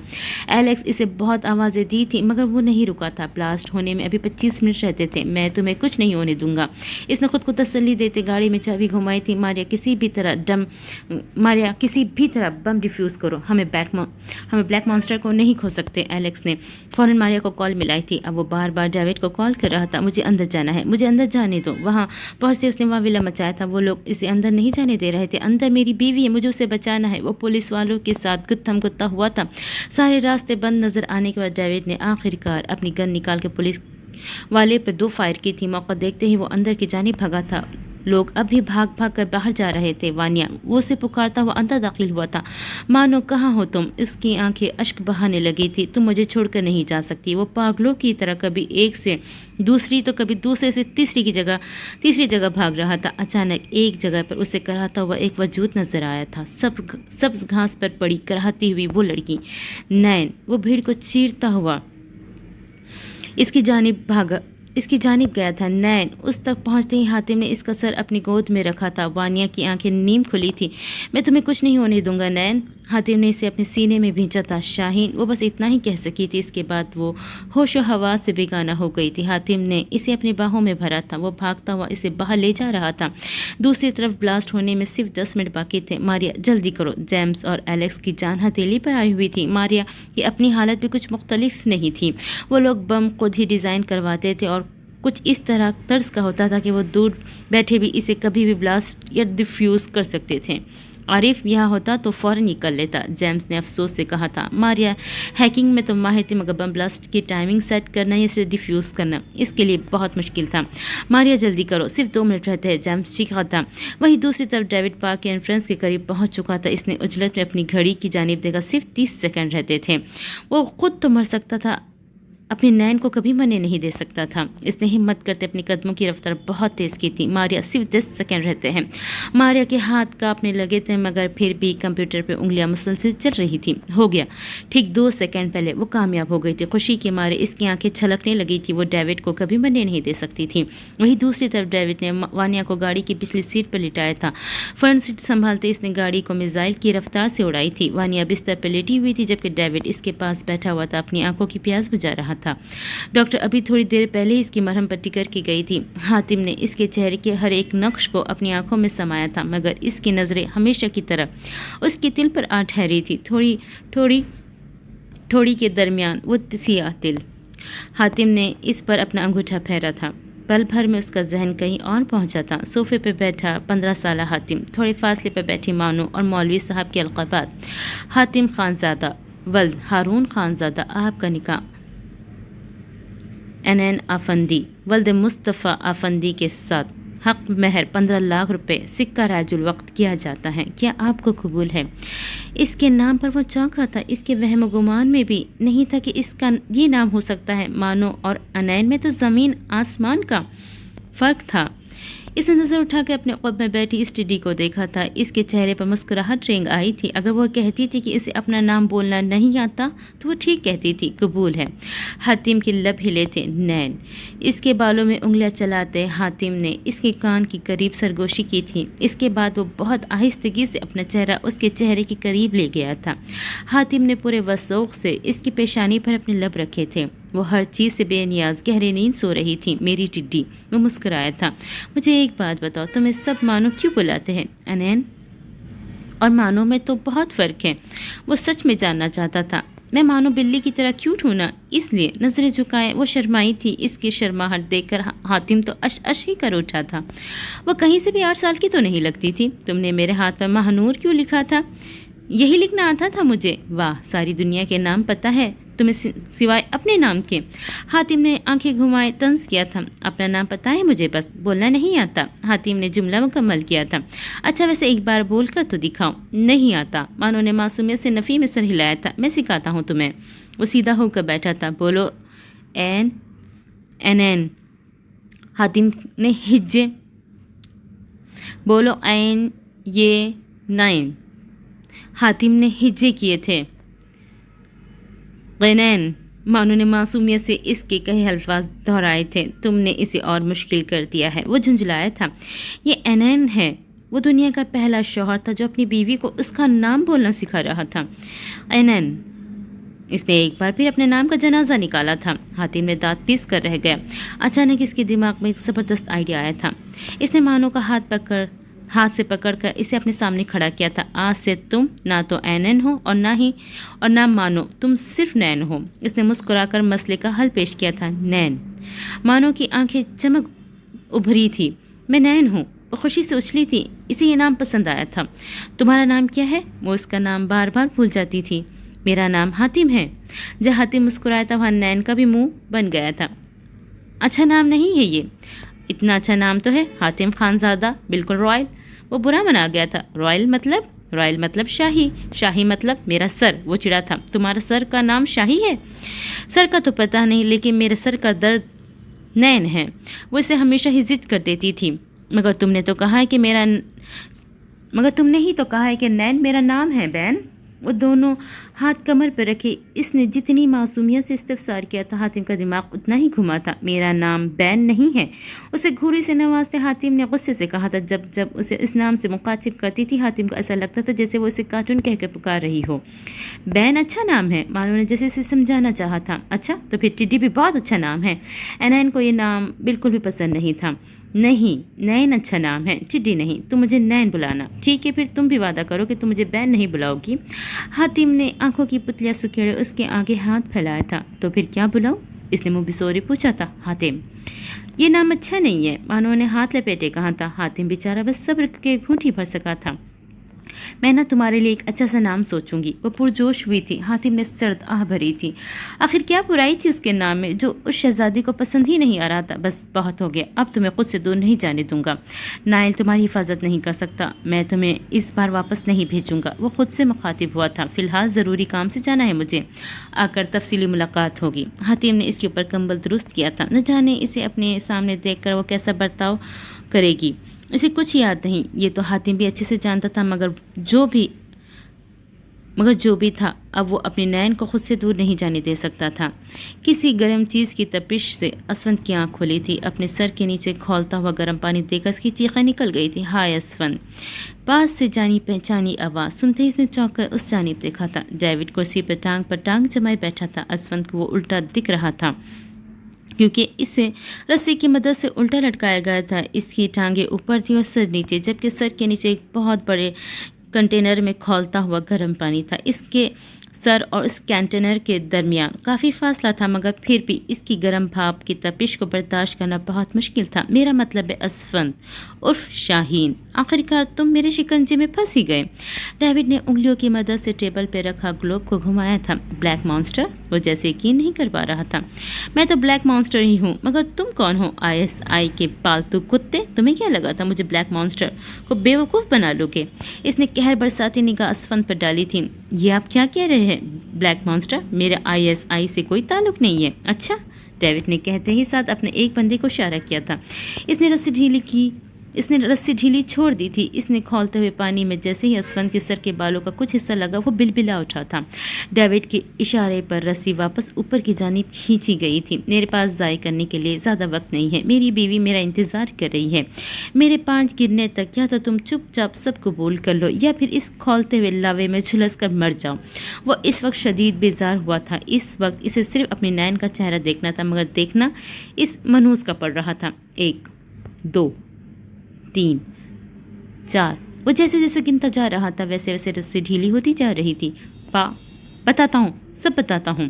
اپنی دردناک موت کو سامنے دیکھ اسون کے رونگٹے کھڑے ہو گئے تھے۔ بتاؤ۔ ڈیوڈ کے اشارے پر رسی کو واپس اوپر کھینچا گیا تھا۔ اسون کو یہ لگا تھا کہ اسے اپنے سامنے بٹھا کر کچھ پوچھے گا تو اس کی سب سے بڑی غلط فہمی تھی۔ میں نے ISI جوائن صرف اس لیے کی تھی تاکہ میں وہاں کے راز باہر پہنچا سکوں، لیکن پھر جب مجھے پتا چلا کہ وہ ایک بہت ہی اہم کیس پر کام کر رہے تو میں نے اس کیس پر ریسرچ کی، اور پھر میرے دل میں بلیک مانسٹر بننے کی خواہش جاگی، اس لیے تمہارے ساتھ کام کرتا رہا۔ ہو گئی بکواس، جیسے تمہیں جانتا ہی نہیں ہو کہ تم ISI کے پالتو ہو۔ تم شاہین ہو، وہ شاہین جس نے ہمیشہ ہی میرا سارا کھیل خراب کیا ہے۔ ڈیوڈ نے دانت پر دانت جمائے سرخ مائل آنکھوں سے کہا تھا، میں شاہین نہیں ہوں، بلکہ میں تو اسون بھی نہیں ہوں۔ وہ بے بسی سے چیخا تھا۔ ڈیوڈ کے ایک اور اشارے پر رسی پھر ڈھیلی چھوڑی گئی تھی۔ میں سچ کہہ رہا ہوں، میرا نام یوسف ہے۔ نائل نے کہا تھا، اسون بن کر تمہارے سامنے جاؤں، شاہین بن کر تمہارے گھر جاؤں۔ وہ نوٹ، موت کے خوف سے اس کی آنکھیں چھلکنے لگی تھی۔ تم میرا وقت ضائع کر رہے ہو۔ ڈیوڈ کے اشارے پر ایک بار پھر رسی ڈھیلی چھوڑی دی گئی تھی۔ اس کا چہرہ پیشانی تک پانی کے اندر ڈوب چکا تھا۔ اس تہخانے میں یوسف کی دردناک چیخیں گونجی تھی، رسی واپس کھینچو۔ اس کے حکم پر ایک بار پھر رسی اوپر کی جانب کھینچی گئی تھی، واپس چھوڑو۔ یہ عمل 3 بار دہرایا گیا تھا۔ یوسف کا سارا ماتھا جھلس گیا تھا، اس کے بالوں کے نیچے کی ساری جلد معنوں میں پگھل سی گئی تھی۔ پھر ملاقات ہوگی۔ یوسف کو اب نیچے اتارا گیا تھا، اس کے بے ہوش وجود پر نظر دوڑاتے وہ اجلت بھرے انداز میں باہر گیا تھا۔ اس کی مرہم پٹی کرو، یہ مرنا نہیں چاہیے۔ ڈیوڈ کے حکم پر جیمز نے ادب سے سر جھکایا تھا۔ بابا، میری بات سمجھنے کی کوشش کریں، ایسے کیسے نہ جاتا میں وہاں؟ میری بیوی ہے وہ بدر کے ساتھ فون پہ محو گفتگو تھا۔ اگر تمہیں کچھ ہو جاتا پھر؟ بدر کافی خفا تھا۔ آپ کو لگتا ہے میں موت سے ڈرتا ہوں؟ لہجہ تمسخرانہ تھا۔ جو بھی ہے، تم دوبارہ اس قسم کی حرکت مت کرنا، اوکے؟ وہ فوراً مان گیا تھا۔ ڈیوڈ بدر کی بہت عزت کرتا تھا، اس کی کوئی بھی بات نہیں ٹال سکتا تھا۔ ویسے آپ کو پتہ ہے، میں آج بہت خوش ہوں، آخرکار ہمارا دشمن ہماری پکڑ میں ہے، لیکن کمینہ مان ہی نہیں رہا کہ وہی شاہین ہے۔ وہ ٹھیک کہہ رہا ہے ڈیوڈ، اس لڑکے کی تصویر دیکھی ہے میں نے، یہ شاہین نہیں ہو سکتا۔ کیوں نہیں ہو سکتا؟ اسے شدید دھچکا پہنچا تھا، کیونکہ میری معلومات کے حساب سے شاہین نائل کا ساتھی ہے۔ اس حساب سے اس کی عمر 30 سے 35 سال کے درمیان ہونی چاہیے، یہ تو مشکل سے 24 سے 25 سال کا ہوگا۔ حد ہے، شاہین شاہین شاہین، اس شخص نے مجھے ذلیل کر کے رکھا ہے۔ آخر ہے کون یہ شاہین؟ وہ سخت جھنجھلایا تھا۔ فون رکھنے کے بعد اپنے غصے کی شدت کو کم کرنے کے لیے ادھر سے ادھر ٹہل رہا تھا۔ یہ شاہین کون ہو سکتا ہے؟ جیمز سائڈ پر ادب سے کھڑا کب سے اس کی بے ربط باتوں کو سن رہا تھا۔ کچھ کہنے یا وہاں سے جانے کی گستاخی وہ کر ہی نہیں سکتا تھا۔ اچانک ہی ڈیوڈ کے دماغ میں جھماکا ہوا تھا، ذہن پر کسی کا چہرہ ابھرا تھا، نائل کا دوست اینین کے ساتھ کھڑا وہ شخص، اسون نام تھا نا اس کا۔ وہ گہری سوچ میں پڑا تھا۔ کیسے دکھتا تھا وہ؟ اپنی پیشانی مسلتے وہ اب سوچ رہا تھا، جیمز مجھے ایک اسکیچ بنوانا ہے۔ وہ جلد از جلد اس شاہین نامی مصیبت سے چھٹکارا چاہتا تھا جس نے اس کا سارا سکون برباد کر دیا تھا۔ وانیا کی آنکھ کسی بھیانک خواب کے زیر اثر کھلی تھی، وہ ہانپتے وجود کے ساتھ اٹھ کر بیٹھی تھی، چہرہ پسینے سے تر تھا۔ میم، آپ ٹھیک ہے؟ کسی نے اس کی جانب پانی کا گلاس بڑھایا تھا، منظر کچھ واضح نہ تھا۔ اس نے دھندلاتی نظروں سے وہ گلاس تھاما، پانی اپنے اندر اتارتے جیسے ایک سکون اس پہ طاری ہوا تھا۔ اس نے اپنا سر تھامتے اپنی دائیں جانب دیکھا تھا، دوڑتے ہاتھ باندھ کر ادب سے کھڑی تھی، جبکہ ان کی نظریں اسی پر جمی تھی۔ میم، آپ کو کچھ چاہیے؟ اب کی بار آواز بائیں جانب سے آئی تھی۔ وانیا نے چونک کر اس کی طرف دیکھا تھا، وہاں بھی 2 عورتیں کھڑی تھیں، وہ بھی اسی یونیفارم میں ملبوس تھی جس میں پہلی 2 عورتیں۔ وانیا اپنی آنکھیں بار بار جھپکے جیسے یقین کرنا چاہا تھا۔ ان کا بی پی چیک کرو، یہ آواز سامنے سے آئی تھی۔ یہ ایک جوان عورت جس کا سفید رنگ کا کوٹ پہنا ہوا تھا، وہ کسی کو ہدایت دے رہی تھی، یقیناً وہ ڈاکٹر تھی اور شاید نرس کو ہدایت دے رہی تھی۔ اپنے ارد گرد 6 لوگوں کو دیکھ وانیا کا دم گھٹنے لگا تھا۔ کون ہو تم لوگ؟ اس سے پہلے کہ نرس اس کا بی پی چیک کرتی وہ چلا اٹھی تھی۔ میم، آپ بالکل ریلیکس ہو جائیں، سب ٹھیک ہے۔ اس نرس نے اسے تسلی دی تھی۔ کون ہو تم لوگ؟ میں کہاں ہوں؟ وہ چلاتے ہوئے بستر سے اٹھی تھی۔ میم پلیز ریلیکس ہو جائے۔ انہوں نے اسے ریلیکس کرنے کی کوشش کی تھی، مگر وانیا بہت زیادہ گھبرا گئی تھی۔ انجان جگہ، غیر شناسا لوگ، اوپر سے اس کی دماغی حالت نہیں۔ وہ نفی میں سر ہلاتی ننگے पैर वहाँ से भागी थी। मुलाजमाओं ने इसे रोकने की कोशिश की थी मगर वानिया किसी के काबू में ही नहीं आ रही थी। वो कमरे से अंधाधुंध भागती लाउंज की जानिब भागी थी। सोफे के पास पहुँचते इसे किसी से इसका गहरा तसादुम हुआ था। डेविड ने इसे गिरने से बचाने के लिए इसके गिर्द हिसार कायम किया था। छोड़ो मुझे, जाने दो मुझे कोई कैद नहीं कर सकता, मैं भाग जाऊंगी। इसके चौड़े सीने पे हाथ रखे मुसलसल से पीछे धकेलने की कोशिश कर रही थी। क्या हो गया है वानिया, रिलैक्स हो जाओ। वो समझ सकता था कि इस वक्त वो ट्रॉमा से गुजर रही है। एक आम इंसान इस तरह की सूरत हाल देखना इसके दिमाग पर किस कदर बहुत गहरा असर डाल सकता है। नहीं, छोड़ो मुझे नहीं बांधो, वो अपनी ही धुन में कहती इसे पीछे धकेलने की कोशिश कर रही थी। मानो रिलैक्स हो जाओ। डेविड ने इसे प्यार से इसकी पीठ सहलाई थी। मुलाजमों को इशारे से वो पहले ही भेज चुका था। छोड़ो मुझे, वो अब भी मज़ाहमतें कर रही थी। नैन, होश में आओ। हातिम ने इसे शानों से थाम कर झुंझोड़ा था। इसके सीने पे चलते हाथ एक लम्हे के लिए रुके थे। नैन ने नजर उठाकर सामने खड़े शख्स की जानिब देखा था। हल्की बड़ी हुई शेव, दिलकश नकुश, लंबा दराज कद, चौड़ा सीना और वजिया शख्सियत। मगर जिस चीज़ ने इसे साकित किया था वो इस शख्स की आंखें थी। अजीब सी आंखें। वो फैसला नहीं कर पा रही थी कि इसकी आंखों का रंग कैसा है। वो हल्की नीली और भूरी थी। इसके दिल ने एक बीट मिस की थी। क्या इंसानों की भी इस किस्म की आंखें होती हैं? इसकी आंखों में खो सी गई थी। नैन, हातिम के एक बार फिर मुखातिब करने पर वो करंट खाकर पीछे हटी थी। मुझे जाना है। वो बौखलाकर बाहर की जानिब भागी थी जब हातिम ने इसे कलाई से पकड़ कर अपनी जानिब खींचा था। मुझे छोड़ो वरना मैं मार दूंगी तुम्हें, जहर देकर मार दूंगी। वो एक बार फिर हवास खो बैठी थी। अच्छा, दो जहर, मारो मुझे। इसकी कमर की गिरफ्त मजबूत करते हातिम ने दिलचस्पी से इसके चेहरे का तवाफ किया था। कौन हो तुम? इसकी गिरफ्त में फड़फड़ाते हुए इसने पहला सवाल पूछा था। सांप। हातिम ने जहां लब दबाए थे वहीं वानिया का दिल धक से रह गया था। आखिर कौन था वो और क्या जानता था इसके बारे में? तुम्हें पता है तुम कौन हो? अपनी टिड्डी की उड़ी रंगत देखकर वो अच्छा खासा महसूस हुआ था। नागिन, चलो डसो मुझे और उतारो अपना जहर मेरे अंदर। इसने घेरा मजीद तंग किया था। तुम वाकई नहीं जानते मैं कौन हूँ? मैं एक कातिल हूँ, एक कत्ल करके भागी हूँ, वानिया ने लहजे को मजबूत करते कहा था, जबकि हातिम की सांसों की तपिश अपने चेहरे पर महसूस करते इसका दिल ज़ोर ज़ोर से धड़कने लगा था। हातिम इसके दिल की तेज़ धड़कन वाज़े सुन सकता था। ओह, ये तो बहुत अच्छी बात है। अंडरवर्ल्ड की डॉन की बीवी का कम अज़ कम कातला तो होना ही चाहिए। वानिया की न सिर्फ आंखें फैली थी बल्कि इसके गले में कुल्टी भी उभरी थी। डॉन? बीवी वाली बात पे तो इसने ध्यान ही नहीं दिया था। हाँ, डॉन, हातिम ने कहते साथ ही इसे बगैर कुछ सोचने समझने का मौका दिए अपनी बाहों में उठाया था। ये तुम क्या कर रहे हो? छोड़ो मुझे। वो इसके सीने पे एक बार फिर मुक्के बरसाने लगी थी। अभी तबीयत ठीक नहीं है तुम्हारी? एक बार ठीक हो जाओ, फिर हर चीज़ का हिसाब लूँगा तुमसे। इसकी नाक से नाक मस करते हातिम ने इसे मोहब्बत भरी धमकी दी थी। ये तुम ठीक नहीं कर रहे, मुझे नीचे उतारो। कहाँ लेकर जा रहे हो मुझे? हातिम के बढ़ते कदमों के साथ वो एक बार फिर चीख उठी थी। बेन 10 देखने। वो एक आंख विंक करते इसे इसके कमरे में ले गया था। इसकी बात वानिया के सर पर से गुजरी थी। कमरे में लाकर हातिम ने इसे बिस्तर पर लिटाया था। कौन हो तुम? वो गुस्से से उठकर बैठी थी। बैन। हातिम ने यह लफ्जी जवाब पर वो तिलमिला उठी थी। मतलब बेन 10 बहुत अच्छे कार्टून है, तुम देखोगी? वो जानबूझ के से छेड़ रहा था। तुम पागल हो क्या? मैं कोई छोटी सी बच्ची हूँ जो कार्टून देखूं? मैंने तो कभी बचपन में भी नहीं देखे। इसने खा जाने वाली नजरी से हातिम को घूरा था। रियली? इसका हैरान होना बिल्कुल जायज़ था। हाँ, मैं बचपन में भी बहुत ज़्यादा मैच्योर थी। आई सी। हातिम लब दबाए अज़बात में सर हिलाया था। तुम जो भी हो, मुझे यहाँ क्यों लाए हो? इसने बिस्तर से उठने की कोशिश की थी मगर हातिम ने इससे कलाई से खींचे वापस बिठाया था। अभी तुम कुछ खाओगी और आराम करोगी, बाकी बातें बाद में। इसके लहजे की सख्ती वानिया को खामोश रहने पर मजबूर कर गई थी। इस बिस्तर से नीचे कदम रखने का सोचना भी मत, वरना इसके थोड़ा और करीब हुआ था। वरना क्या? अपनी घबराहट पर काबू पाते वानिया ने मजबूत अंदाज में कहा था। वरना हातिम ने अपनी कोट की जेब से गन निकाली थी। वानिया का सांस वहीं रुका था। तुम्हें नहीं मारूंगा, मगर ये जितने मुलाजिम खड़े थे ना यहाँ पर, इन सब को मार दूंगा। वानिया की आंखें फटी की फटी रह गई थी। गलती तुम करोगी लेकिन सज़ा दूसरों को मिलेगी, तो इसलिए कुछ भी करने से पहले 1000 बार सोचना। इसका गाल थपथपाते वो वहाँ से चला गया था मगर वानिया का दिमाग तो बिल्कुल मफलूज हो गया था। इसके सर्द लहजे से कहीं से भी नहीं लग रहा था कि वो मजाक कर रहा था। हाय वानिया, तुम्हारी किस्मत, ایک عذاب سے جان چھوٹی تو دوسرے سے پالا پڑ گیا۔ اپنی قسمت پر ماتم کرنے کے سوا کوئی اور راستہ نہیں تھا اس کے پاس۔ نائل بستر پہ لیٹا سونے کی کوشش کر رہا تھا، لیکن گانے کا تیز والیوم اسے سونے نہیں دے رہا تھا۔ رات کے اس پہر یہ دیکھنا ضروری ہے، وہ جھنجھلا کر اٹھا تھا۔ مجھے نیند نہیں آ رہی، اسنیہا نے سرسری سے انداز میں جواب دیا تھا۔ تمہیں نیند نہیں آ رہی تو کم از کم مجھے تو سونے دو۔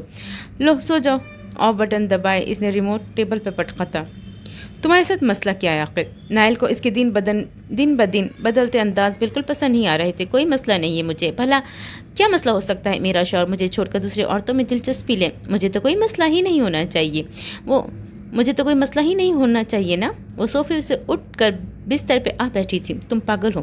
نائل نے بے بسی سے اس کی جانب دیکھا تھا۔ نہ جانے وہ کون سی منحوس گھڑی تھی جب اس کی زبان سے صوفی کا نام نکلا تھا۔ ہاں پاگل ہوں اور بے وقوف بھی۔ مائی لو کے نام سے تم اس چڑیل کا نمبر سیو کرتے ہو اور مجھے کہتے ہو کہ وہ مر گئی ہے۔ وہ غصے سے چیخ اٹھی تھی۔ کیا کہا تم نے؟ وہ فوراً بستر سے اٹھا تھا۔ وہی تو سچ ہے، وہ چڑیل زندہ ہے، لیکن میں نے بھی اس کی ایسی طبیعت صاف کی کہ یاد رکھے گی زندگی بھر۔ اس لیے تو آپ اتنے اداس ہے شوہر جی۔ منہ جو نیند لگا رہی وہ آپ کو۔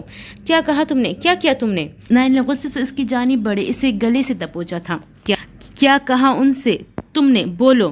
اسے انسان سے حیوان بننے میں 1 سیکنڈ لگا تھا۔ اسنیہا کی سانسیں اکھڑنے لگی تھی، اس کی آنکھوں میں نمی تیرنے لگی تھی۔ بولو کیا کہا تم نے؟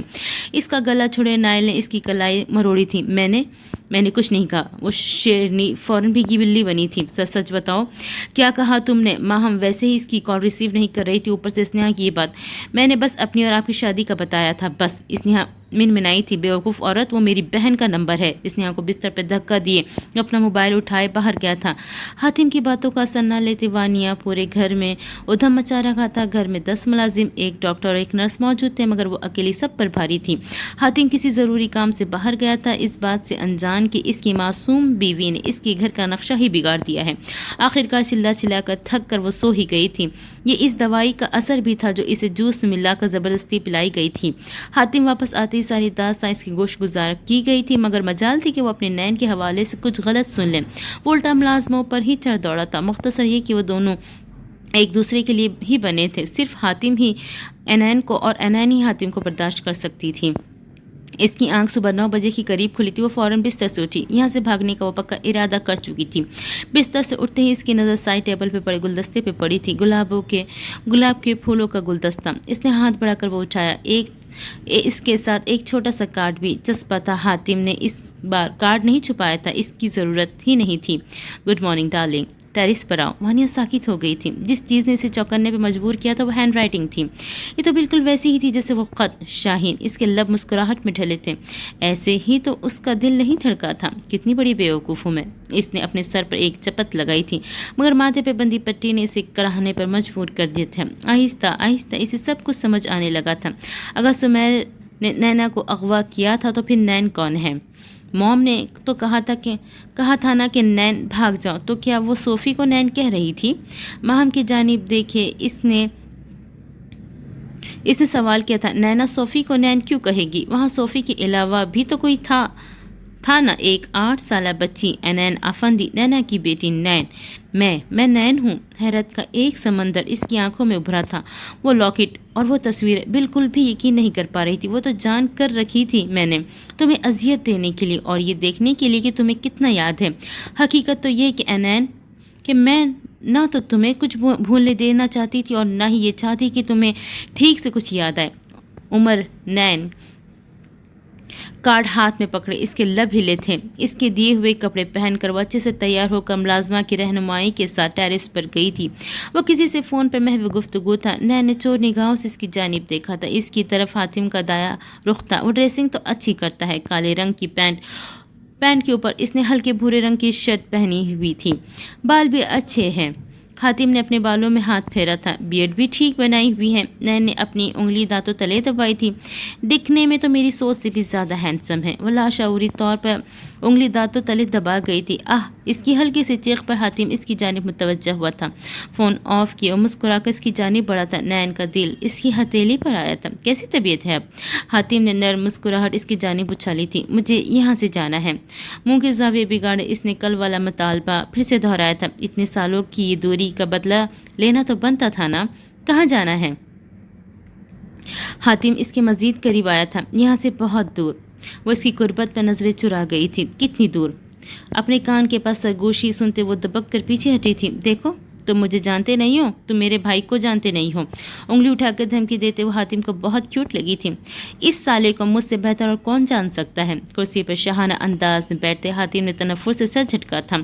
सामने मेज पर नाश्ते के लवाजमात सजे हुए थे। तुमने मेरे भाई को गाली दी? वो बेयकीनी ही बेयकीनी थी। गाली तो नहीं दी, बस रिश्ता बताया है। वो हद से ज्यादा ढीठ था। मैं जा रही हूँ यहाँ से। वो पैर पटकने अभी मुड़ी ही थी जब हातिम की आवाज़ इसके कानों में गूंजी थी। मेरी मर्जी के बगैर नहीं जा सकती। इसने कॉफ़ी का कप लबों से लगाए लापरवाही से कहा था। इस बात का अंदाज़ा तो कल ही लगा चुकी थी कि घर के अंदर और बाहर कितनी सिक्योरिटी है। क्यों, किस रिश्ते के तहत रुकूं मैं यहाँ पर हाथ बांधे इसने दांतों तले मिर्ची चबाई कहा था। दो रिश्ता चाहे बना लो। इसका लहजा अभी लापरवाह था। दोस्त बना लो तुम्हें? वैसे भी मुझे जानवरों से दोस्ती करना बहुत पसंद है। हातिम के माथे पर शिकने उभरी थी। क्या कहा तुमने? अपनी जगह से उठे वो उसके करीब गया था। साथ ही इसने गन निकाल कर नैन के दिल के मुकाम पर रखी थी। गन लोड होने की आवाज़ पर नैन की ऊपर की सांस ऊपर और नीचे की सांसें नीचे रह गई थी। ये चल जाएगी, इसने सांस रोके कहा था। चलाने के लिए ही रखी है। वो इसकी हालत से महजूज हुआ था। शायद वो बचपन की हर एक बात का इससे इंतकाम ले रहा था। देखो, मुझे मत मारना। मेरे अंदर ना तो खून भी थोड़ा सा ही है। मैं किसी को कुछ नहीं बताऊंगी। तुम्हारी सच्चाई किसी को नहीं बताऊंगी। हातिम की लबों की मुस्कुराहट कहीं गायब हुई थी। क्या नहीं बताओगी तुम? बोलो, क्या जानती हो तुम? वो हरगिज़ नहीं चाहता था कि नैन को कभी भी इसके काले कारनामों का इल्म हो। यही कि तुम शाहीन हो और ISI के एजेंट हो। वो रवानी में बोल गई थी। व्हाट? हातिम को हैरत का शदीद धचका लगा था। मैं शाहीन हूँ? वो यकीन नहीं कर पा रहा था। मैं किसी को नहीं बताऊंगी, पक्का। भाई भी शायद इसीलिए तुम्हें पसंद नहीं करते कि तुम ISI से हो। मैं ऐसे ही उसे ढूंढने की मैं वक्त ज़ाय कर रहा हूँ। वो बड़बड़ाया था। तुम्हें किसने कहा कि मैं ISI से हूँ? वो चेहरे पर सख्ती लाए इसने इस्तफसार किया था। मुझे पता है, तुमने आकर बचाया था ना मुझे। तुम हमेशा मदद करते हो। ब्रेसलेट के जरिए मुझसे कांटेक्ट भी तो करते हो। ब्रेसलेट? हातिम को एक के बाद दूसरा धचका दे रही थी। हाँ बिल्कुल ठीक कहा तूने, मैं शाहीन ही हूँ। इसने कुछ सोचते साथ ही फौरन एतराफ़ किया था। वैसे कहाँ है वो ब्रेसलेट? दिखाना मुझे। मेरे पास नहीं है, कहीं घुमा दिया मैंने। तुम इतनी लापरवाह कैसे हो सकती हो? तुमने मेरी दी हुई चीज़ घुमा दी। वो मुश्तिल हुआ था। जानकर नहीं किया मैंने, और वैसे तुमने भी मेरे साथ कुछ ठीक नहीं किया। ये चोरी छुपे मुझे तहाइफ और खतूत भेजते रहे और ख़ुद एक बार भी मेरे सामने नहीं आए। क्या मेरा हक नहीं बनता था कि मैं देख सकूँ आखिर मेरा शौहर दिखता कैसे है? वो रवानी में बोल गई थी जबकि हातिम की पेशानी पर बल पड़े थे। शौहर? तुम कब से जानती हो ये? इसके दिल की धड़कन तेज हुई थी। काश वो ये कह दे कि मुझे सब याद है, हर एक चीज़, हर एक पल। मैंने भाई की बातें सुन ली थी। हातिम के चेहरे पर मायूसी छाई थी। अच्छा, वो बस इतना ही कह सका था। वैसे तुम्हारा नाम क्या है? मेरा मतलब है असल नाम। मेरा नाम? हातिम ने इसकी कलाई पकड़ी, इसे अपनी जानिब खींचा था। नैन बौखला गई थी। मेरा नाम उम्र है।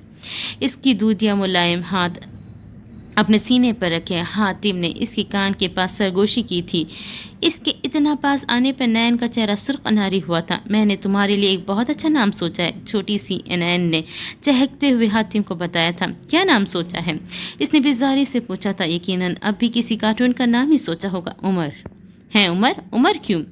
मॉम कहती है कि हज़रत उमर रज़ियल्लाहु ताला अन्हु बहुत बहादुर थे। इनका एक रोब था, मुझे बहुत अच्छे लगते हैं। मॉम ये भी कहती है कि हम इन जैसे नहीं बन सकते, मगर हमें इन्हें फॉलो ज़रूर करना चाहिए, इसलिए उमर। इसकी आधी बात तो हातिम के सर पर से गुजरी थी, मगर वो फिर भी राज़ी हो गया था क्योंकि उमर बैन से बहुत बेहतर था। ठीक है, तुम बुला सकती हो मुझे इस नाम से। इसने गोया सर से बला टाली थी। और तुम्हें पता है तुम्हारा नाम क्या है? हातिम ने इसका हाथ छोड़े इसे शानों से थामा था। वानिया फौरन बोली, नहीं, तुम नैन हो, उमर की नैन। इसे उम्र नाम से सिर्फ इसलिए पसंद था क्योंकि ये नाम इसे नैन ने दिया था। तुम दूर रहकर बात किया करो मुझसे। अपना आप इसकी गिरफ्त से आज़ाद करवाते वो 2 कदम पीछे हटी थी। क्यों? ठीक है, हमारा निकाह हुआ था, मगर मुझे कुछ भी याद नहीं है। ये मेरे लिए बेहद मुश्किल है। वो सही कह रही थी। इस रिश्ते को कबूल करना इतना आसान नहीं था। मैं जानता हूँ और तुम बेफिक्र रहो, मैं तुम्हें पूरा वक्त दूंगा। हातिम के नरम लहजे पर नैन के सर से जैसे एक बोझ उतरा था। अब मुझे जाने दो यहाँ से। घूम फिर कर इसकी सुई वही अड़ी थी। कहाँ जाना है तुम्हें? मेरी दोस्त, वो बहुत परेशान होगी मुझे लेकर, ढूंढ रही होगी मुझे। वो भाड़ में झोंको हर एक चीज़ को। अब तुम्हें सिर्फ मेरे बारे में सोचना है। अब की बार उसके पास नहीं आया था, मगर इसकी आंखों की हिद्दत नैन को एक बार फिर कंफ्यूज कर गई थी। नाश्ता तो ठंडा हो गया, दोबारा बनवाता हूँ, तुम अपने कमरे में कर लेना, मुझे कुछ ज़रूरी काम से बाहर जाना है। इसकी बात पर नैन ने मुस्कुराकर इस्बात में सर हिलाया था। नैन रात के वक्त टेरिस पर बैठी हुई थी, जबकि हातिम अपने कमरे की खिड़की पर खड़े इसे देखने में मसरूफ़ था। अचानक ही इसे नायल का ख्याल आया था। अपना मोबाइल उठाया, इसने नायल को कॉल मिलाई थी। कैसे हैं साले साहब, क्यों फ़ोन किया है? इसके लहजे में थकावट वाज़ेह थी। वो माहम और नैन से कांटेक्ट कर करके थक चुका था, मगर कोई जवाब मौसूल नहीं हुआ था। इसलिए इसने भलाकर लंदन जाने का फैसला किया था, आपको होश दिलाने के लिए कि नैन की कोई खबर है कि आखिर वो है कहाँ। बिल्कुल खबर है, और मेरी बहन का नाम नैन नहीं बल्कि वानिया है। आप फिर अपनी वानिया की खबर रखें। मेरी नैन तो इस वक्त मेरे पास है। नायल को ज़बरदस्त शौक लगा था। बकवास कर रहे हो तुम, वानिया लंदन में है। हैरत होती है आपकी बेखबरी पर। वो अपनी दोस्त के साथ कब की पाकिस्तान आ चुकी है। इकबाल पार्क में बम ब्लास्ट वाले दिन नैन वहाँ मौजूद थी। अगर मैं वहाँ वक्त पर ना पहुँचता तो आप जानते हैं क्या हो सकता था। नायल के पैरों तले ज़मीन खिसक गई थी। इसकी ज़बान जैसे तालू से चिपक गई थी। वानिया तुम्हारे पास है? कुछ देर की खामोशी के बाद वो बेयकीनी से गोया हुआ था। आपकी बहन मेरे पास है। अब बताएं क्या करूं मैं उसके साथ? गाड़ी से हिट कर दूं? नहीं, बल्कि नहीं, पहले मुझे इसे अपनी मोहब्बत के जाल में फंसाना चाहिए। फिर जब वो मेरे इश्क में पागल हो जाए और मुझ पर अंध एतबार करने लग जाए तो मुझे उसके एतबार का खून कर देना चाहिए, है ना? नहीं नहीं, वो बहुत मासूम है हातिम, बहुत ज़्यादा। तुम इसे नुकसान नहीं पहुंचाओगे। नायल के लहजे में बेबसी ही बेबसी थी। वो अकेला न जाने किस किस महाज पर तन्हा लड़ रहा था। मुझे मेरी बहन वापस चाहिए हातिम। अगर वो आपके पास जाना चाहती है तो मुझे कोई एतराज़ नहीं है, बल्कि एक काम करते हैं, नैन से ही पूछ लेते हैं वो क्या चाहती है। लोगों पर तीखी मुस्कुराहट के साथ हातिम ने फ़ोन काट दिया था। नायल हेलो हेलो ही करता रह गया था। क्या कर रही है मेरी मिसेस? अपने कान के पास पुर इसरा सरगोशी से वो डर के इसकी जानिब मुड़ी थी। तुमने डरा दिया मुझे। सुनहरी आंखों में शिकवा था। तुम्हें डराना मेरा मकसद नहीं था, एक छोटा सा फेवर चाहिए था। नैन ने सवालिया निगाहों से उसकी जानिब देखा था। एक लड़की है, हाथ धोकर पीछे पड़ गई है। मैंने तो बस उसकी थोड़ी सी मदद की थी। अब बार बार नंबर बदल बदल कर तंग कर रही है। मैंने बताया भी कि मैं शादीशुदा हूँ, फिर भी पीछा नहीं छोड़ रही। ऐसे कैसे पीछा नहीं छोड़ रही? मेरी बात करो, मैं दिमाग दुरुस्त करती हूँ उसका। वो एक ही दिन में हातिम को अपना सब कुछ मान चुकी थी। इसकी ज़रूरत नहीं है, मैं इसे फ़ोन करता हूँ। तुम्हें बस मुझसे कुछ मोहब्बत भरी बातें करनी है, खुद ही दिमाग दुरुस्त हो जाएगा उसका। वो फौरन राजी हो गई थी। हातिम ने नायल को कॉल मिलाई थी। मेरी नैन मुझसे मोहब्बत तो करती है ना? जाहिर सी बात है, बहुत करती हूँ। जाना, मुझे छोड़कर तो नहीं जाओगी ना? हरगिज़ नहीं जाना, मैं अपने सरताज को छोड़कर कहीं नहीं जाऊंगी। हमारा जीना मरना अब साथ है। नायल के सारे अल्फाज जैसे कहीं गुम हो गए थे। अगर कोई तुमसे मेरे खिलाफ बात करे तो क्या यकीन कर लोगी? हरगिज़ नहीं। उमर के अलावा नैन किसी पर भी एतबार नहीं करेगी। हातिम ने फ़ौरन कॉल काट दी थी। थैंक यू नैन। कोई बात नहीं, वो मदहम से मुस्कुरा दी थी। मुझे नींद आ रही, मैं सोने जा रही हूँ, तुम भी सो जाना। वो कहते साथ ही वहाँ से गई थी। एक दिन आएगा नैन जब तुम्हें उम्र के सिवा कुछ नहीं देखेगा। गहरी सांस खारिज करते वो जख्मी सा मुस्कुराया था। वो रात में गहरी नींद सो रही थी जब अचानक ही नींद में इसकी तबीयत बिगड़ने लगी थी। झाड़ियों के पीछे क्या हुआ था वानिया? भूल गई तुम्हारी माँ के साथ क्या हुआ था? बेचारी इज्जत गंवा दी उसने अपनी। इसे ठंडे पसीने आने लगे। चली जाओ यहाँ से, चली जाओ। चादर को दोनों हाथों में पकड़े वो चीखने लगी थी। क्या हुआ है मैम? मुलाजमा फ़ौरन उठकर उसके पास आई थी। हातिम ने उसे रात में अकेला छोड़ने से मना किया था। मैंने नहीं मारा, मैंने जानकर नहीं किया। मुझे छोड़ दो, मुझे जाने दो। बिस्तर से उठते वो अपना सर थामे पागलों की तरह इधर से उधर भाग रही थी। चली जाओ यहाँ से, चली जाओ। इसे अपनी अतराफ में हर जगह माहम नजर आ रही थी। इसकी हालत बिगड़ते देख मुलाजमा भागकर हातिम को बुलाने गई थी। नैन। मुलाजमा के बुलाने पर वो भागता हुआ उसके कमरे में आया था। नैन, क्या हुआ? हातिम ने इसे शानों से थामे झिंझोड़ा था। वो देखो, वो मुझ पर हंस रही है, वो मुझे पकड़ कर ले जाएगी। कमरे में एक कोने की तरफ इशारा करते वो मुसलसल हाँफ रही थी। कौन? नैन। 4 लोग थे। मेरी माँ को मार दिया। उसके सीने से लगी रो रही थी। मुझे भूलने नहीं देती, कुछ भी भूलने नहीं देती। कौन भूलने नहीं देती? हातिम ने इसके गिर्द इशारा कायम किया था। वो उसके सीने से सर निकाले नैन ने एक जगह इशारा किया था, मगर वहाँ तो कोई नहीं था। अभी यहीं पर थी। कहाँ गई? वो खुद भी परेशान हो गई थी। मैं सच कह रही हूँ, वो यहाँ पर थी। اس نے حاتم کی جانب ایک آنکھ سے دیکھا تھا۔ گارڈ سے کہو کہ سارے گھر کی تلاشی لیں۔ حاتم نے ملازمہ کو حکم دیا تھا۔ کہاں پر تھی وہ؟ اس نے نین کے گرد بازو حمائل کرتے نرمی سے پوچھا تھا۔ یہیں پر تھی، میں سچ کہہ رہی ہوں۔ ہاں میری جان، مجھے پتا ہے تم سچ کہہ رہی ہو، مجھے اپنی نین پر پورا بھروسہ ہے۔ حاتم نے اس کے ساتھ پورے کمرے کی تلاشی لی تھی۔ میں نے کوئی رپورٹس تبدیل نہیں کی اور نہ ہی کوئی غلط دوائی لی تھی۔ بالکل، تم نے ایسا کچھ نہیں کیا۔ میں پاگل نہیں ہوں، بالکل بھی نہیں ہو۔ حاتم نے اسے ایک بار پھر خود سے لگایا تھا۔ تمہیں مجھ پر بھروسہ ہے؟ وہ سسکی تھی خود سے زیادہ۔ اس کی شرٹ مٹھیوں میں دبوچے وہ پھوٹ پھوٹ کر روتی تھی۔ جو اعتماد اسے نائل نہیں دے سکا تھا وہ حاتم دے رہا تھا۔ مجھے قید کیا تھا، مجھے جنزیروں میں بستر پہ لیٹی تھی، جبکہ حاتم اس کے پاس بیٹھا تھا۔ وہ مسلسل ٹوٹے پھوٹے جملوں میں اسے خود پر بیتے مظالم سنا رہی تھی۔ نین، کس نے تمہیں قید کیا تھا؟ حاتم نے اس کے بالوں میں انگلیاں چلاتے نرمی سے پوچھا۔ شاہین، تم نے کہا تھا نا تم ہر ایک چیز کا انتقام لوگے۔ تم نے کہا تھا نا کہ تم ان کے قاتلوں کو مار دو گے۔ پھر وہ اب تک زندہ کیوں ہے؟ وہ ایک دم اٹھ کر بیٹھی تھی۔ نین، تم کیوں یہ سب بول رہی ہو؟ میں تمہارے پاس ہوں تو تم کیوں باقی سب کو یاد کر رہی ہو؟ تم چاہتے ہو کہ میں اپنی ماں کی دردناک موت بھول جاؤں؟ تم نے وعدہ کیا تھا، اب تم پھر وعدہ کرو مجھ سے کہ تم ان سب کو مارنے میں میری مدد کرو گے۔ وہ بضد تھی۔ اچھا ٹھیک ہے، اگر میری نین کی خوشی اسی میں ہے تو پھر میں وعدہ کرتا ہوں ایک ایک کو ڈھونڈ ڈھونڈ کر تڑپا کر ماروں گا۔ لیکن پھر تمہیں وعدہ کرنا ہوگا تم مجھے شاہین کہہ کر نہیں بلکہ عمر کہہ کر بلاؤ گی۔ عمر اور شاہین میں کیا فرق ہے؟ رقیب لگتا ہے مجھے اپنا، کمینہ کہیں کا، ایک بار سامنے آ جائے مار ڈالوں گا جان سے۔ انین نے بے یقینی سے اس کی جانب دیکھا تھا۔ آخر کوئی خود کو ہی برا بھلا کیسے کہہ سکتا ہے؟ تم شاہین ہی ہو نا؟ اس کا دل خدشات سے گھر گیا تھا۔ میں تمہارا شوہر ہوں، عمر، جو کہ تم سے عشق کرتا ہے۔ اس نے اتنے سال تمہاری یاد میں گزارے ہیں، جو ہمیشہ تمہیں تحائف اور خطوط بھیجتا تھا۔ چلو اب سو جاؤ، میں تمہارے پاس ہی ہوں۔ وہ ریلیکس ہو کر لیٹی تھی۔ وہ باتوں کو گھمانے پھرانے میں ماہر تھا۔ نین کے سارے خدشات کو وہ پل میں دور کر گیا تھا۔ نین کے قاتل حاتم نے اپنے سارے کام کچھ وقت کے لیے چھوڑ دیے تھے۔ آج بھی ناشتے کے بعد وہ اسے بہت پیار سے محبت سے سمجھا کر سائیکائٹرسٹ کے پاس لے کر جا رہا تھا۔ حاتم ڈرائیو کر رہا تھا جبکہ نین گاڑی کے شیشے کے باہر کے مناظر دیکھنے میں مصروف تھی۔ ڈرائیور کو وہ ساتھ نہیں لایا تھا۔ وہ اپنے اور نین کے درمیان کسی تیسرے کی موجودگی کو برداشت نہیں کر سکتا تھا۔ ان کی گاڑی کے پیچھے 2 اور گاڑیاں بھی تھیں جن میں گارڈ اسلحے سمیت ان کی حفاظت پر مامور تھے۔ وہ کوئی عام انسان تو نہیں تھا، انڈر ورلڈ کے لیے وہ بلیک مانسٹر تھا، جبکہ دنیا والوں کی نظر میں وہ بہت بڑا بزنس مین تھا۔ باہر کے نظارے سے فرصت مل گئی ہو تو ایک نگاہ کرم یہاں بھی ڈال دیجیے، ہم بھی دنیا کے سب سے نایاب چیز کا نظارہ کر لیں۔ تمہیں لگتا ہے کہ میں پاگل ہوں؟ اس کی جانب رخ کے نین نے سپاٹ لہجے میں پوچھا تھا۔ سچ بولنا ہے یا جھوٹ؟ سڑک سے نظر ہٹائے حاتم نے اپنی جھیل نما آنکھیں اس کی سنہری آنکھوں میں گاڑی تھی۔ سچ۔ اس کی گہری آنکھوں میں اپنا عکس دیکھتے نین نے آہستگی سے کہا تھا، مجھے یقین ہے کہ تم پاگل ہو، اور اب سے نہیں بلکہ بچپن سے۔ تم ہمیشہ سے عجیب تھی۔ میں ایسا کیا کرتی تھی جو تمہیں عجیب لگی؟ اس کا ذہن بھٹکانے میں وہ کامیاب ٹھہرا تھا۔ بہت سی ایسی باتیں ہیں، مثلا تم بھاگتے کاکروچ کو پکڑ لیتی تھی، پھر اسے لے کر تم سب کو ڈراتی تھی۔ وہ یہ نہیں کہہ سکا تھا کہ وہ اسے ڈراتی تھی۔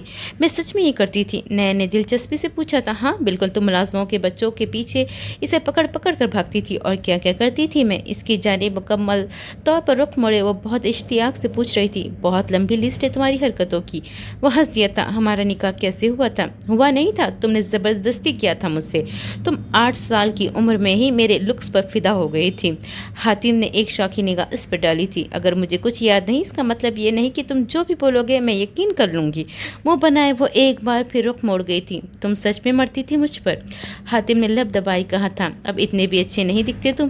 بچپن میں تو تمہیں میرے آگے کچھ دکھتا ہی نہیں تھا۔ اب بس کر دو، میں تمہارے جھوٹ پر ہرگز یقین نہیں کروں گی، بلکہ مجھے تو یقین ہے کہ تمہاری نیت ہی خراب تھی مجھ پر۔ حاتم کا کہا چھوٹا تھا۔ تم مانو یا نہ مانو، مگر تم نے 8 سال کی ہی عمر میں مجھے بہت بری طرح ڈرائیو کیا تھا۔ میں نہیں مانتی۔ وہ اپنی بات پر مصر تھی۔ مرضی ہے تمہاری۔ کچھ لمحے پھر وہ خاموشی کی نظر ہوئے تھے۔ پھر حاتم نے آہستگی سے اس کا ہاتھ تھام کر اپنی جانب متوجہ کیا تھا۔ کبھی کبھی انسان کو اسٹریس ہو جاتا ہے، اس اسٹریس کو دور کرنے کے لیے سائیکائٹرسٹ کے پاس جانا غلط نہیں ہے۔ اسٹریس کسی کو بھی ہو سکتا ہے، مجھے بھی۔ جہاں میں تمہیں لے کر جا رہا ہوں وہ میری بہت اچھی دوست ہے، اور کبھی کبھی میں اپنا اسٹریس دور کرنے کے لیے ان کے پاس جاتا ہوں، ان سے اپنے دل کی ہر بات کرتا ہوں۔ ایسا کر کے مجھے اچھا لگتا ہے۔ تم سچ میں چاہتے ہو؟ نین نے حیرانگی سے پوچھا۔ بالکل۔ اس کی جانب دیکھے وہ مسکرا دیا تھا۔ وہ بھی جواباً مسکرائی تھی۔ حاتم نے اسے جھوٹ بولا تھا، لیکن جو بھی تھا وہ نین کو سمجھ رہا تھا۔ انین بھی رفتہ رفتہ اس کی عادی ہوتی جا رہی تھی۔ حاتم کے حوصلے دینے پر انین نے ڈاکٹر سے کافی حد تک کھل کر بات کی تھی۔ وہ بظاہر وہاں سے جا چکا تھا، مگر وہ وہی ایک کونے میں پردے کے پیچھے کرسی پر بیٹھا اس کی ساری باتیں سن رہا تھا۔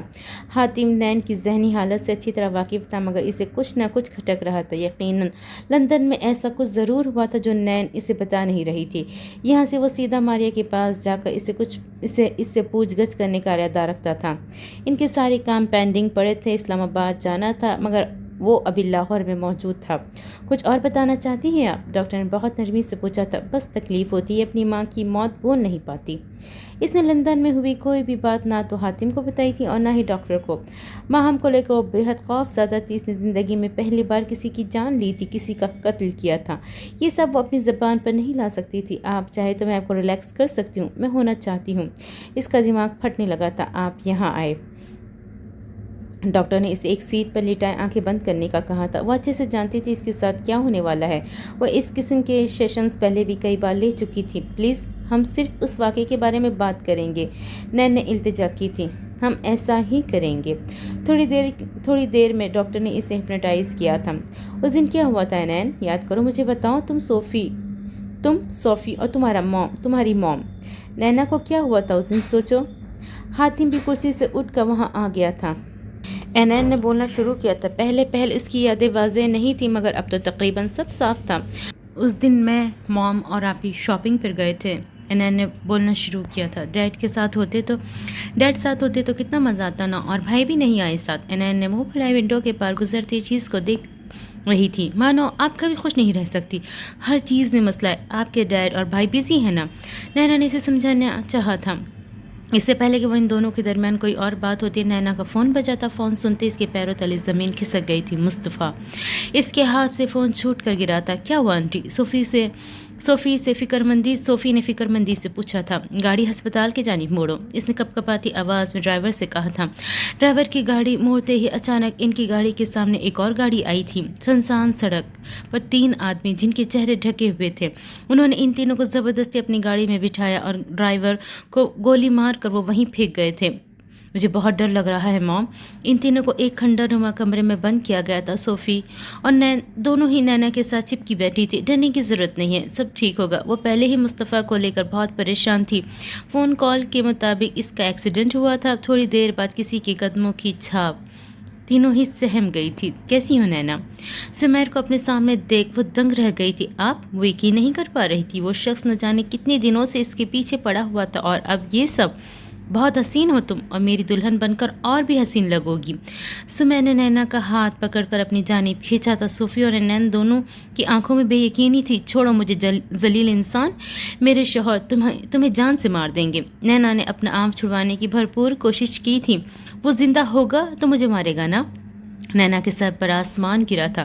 یہ تم کیا کہہ رہے ہو؟ مصطفیٰ نہیں، وہ زمین پر گرتی چلی گئی تھی۔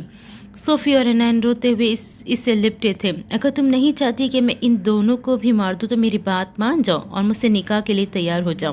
وہ کہہ کر الٹے پاؤں واپس گیا تھا۔ شاید وہ اسے تھوڑا وقت دے رہا تھا۔ وہ نہ جانے کتنی دیر اپنی بے بسی پر آنسو بہاتی رہی، پھر اچانک ہی وہ وہاں سے اٹھی تھی۔ نینا اس جگہ کا ہر ایک کونا چھانا تھا۔ بہت ڈھونڈنے پر بھی اسے دیوار کا ایک حصہ دکھا تھا جو کہ نیچے سے تھوڑا ٹوٹا ہوا تھا۔ نینا نے وہاں سے جھانک کر باہر دیکھا تھا۔ باہر جنگل تھا۔ صوفی اور نین بھی اس کے پیچھے ہی تھی۔ صوفی میری بات سنو، تم لوگوں کو یہاں سے بھاگنا ہوگا۔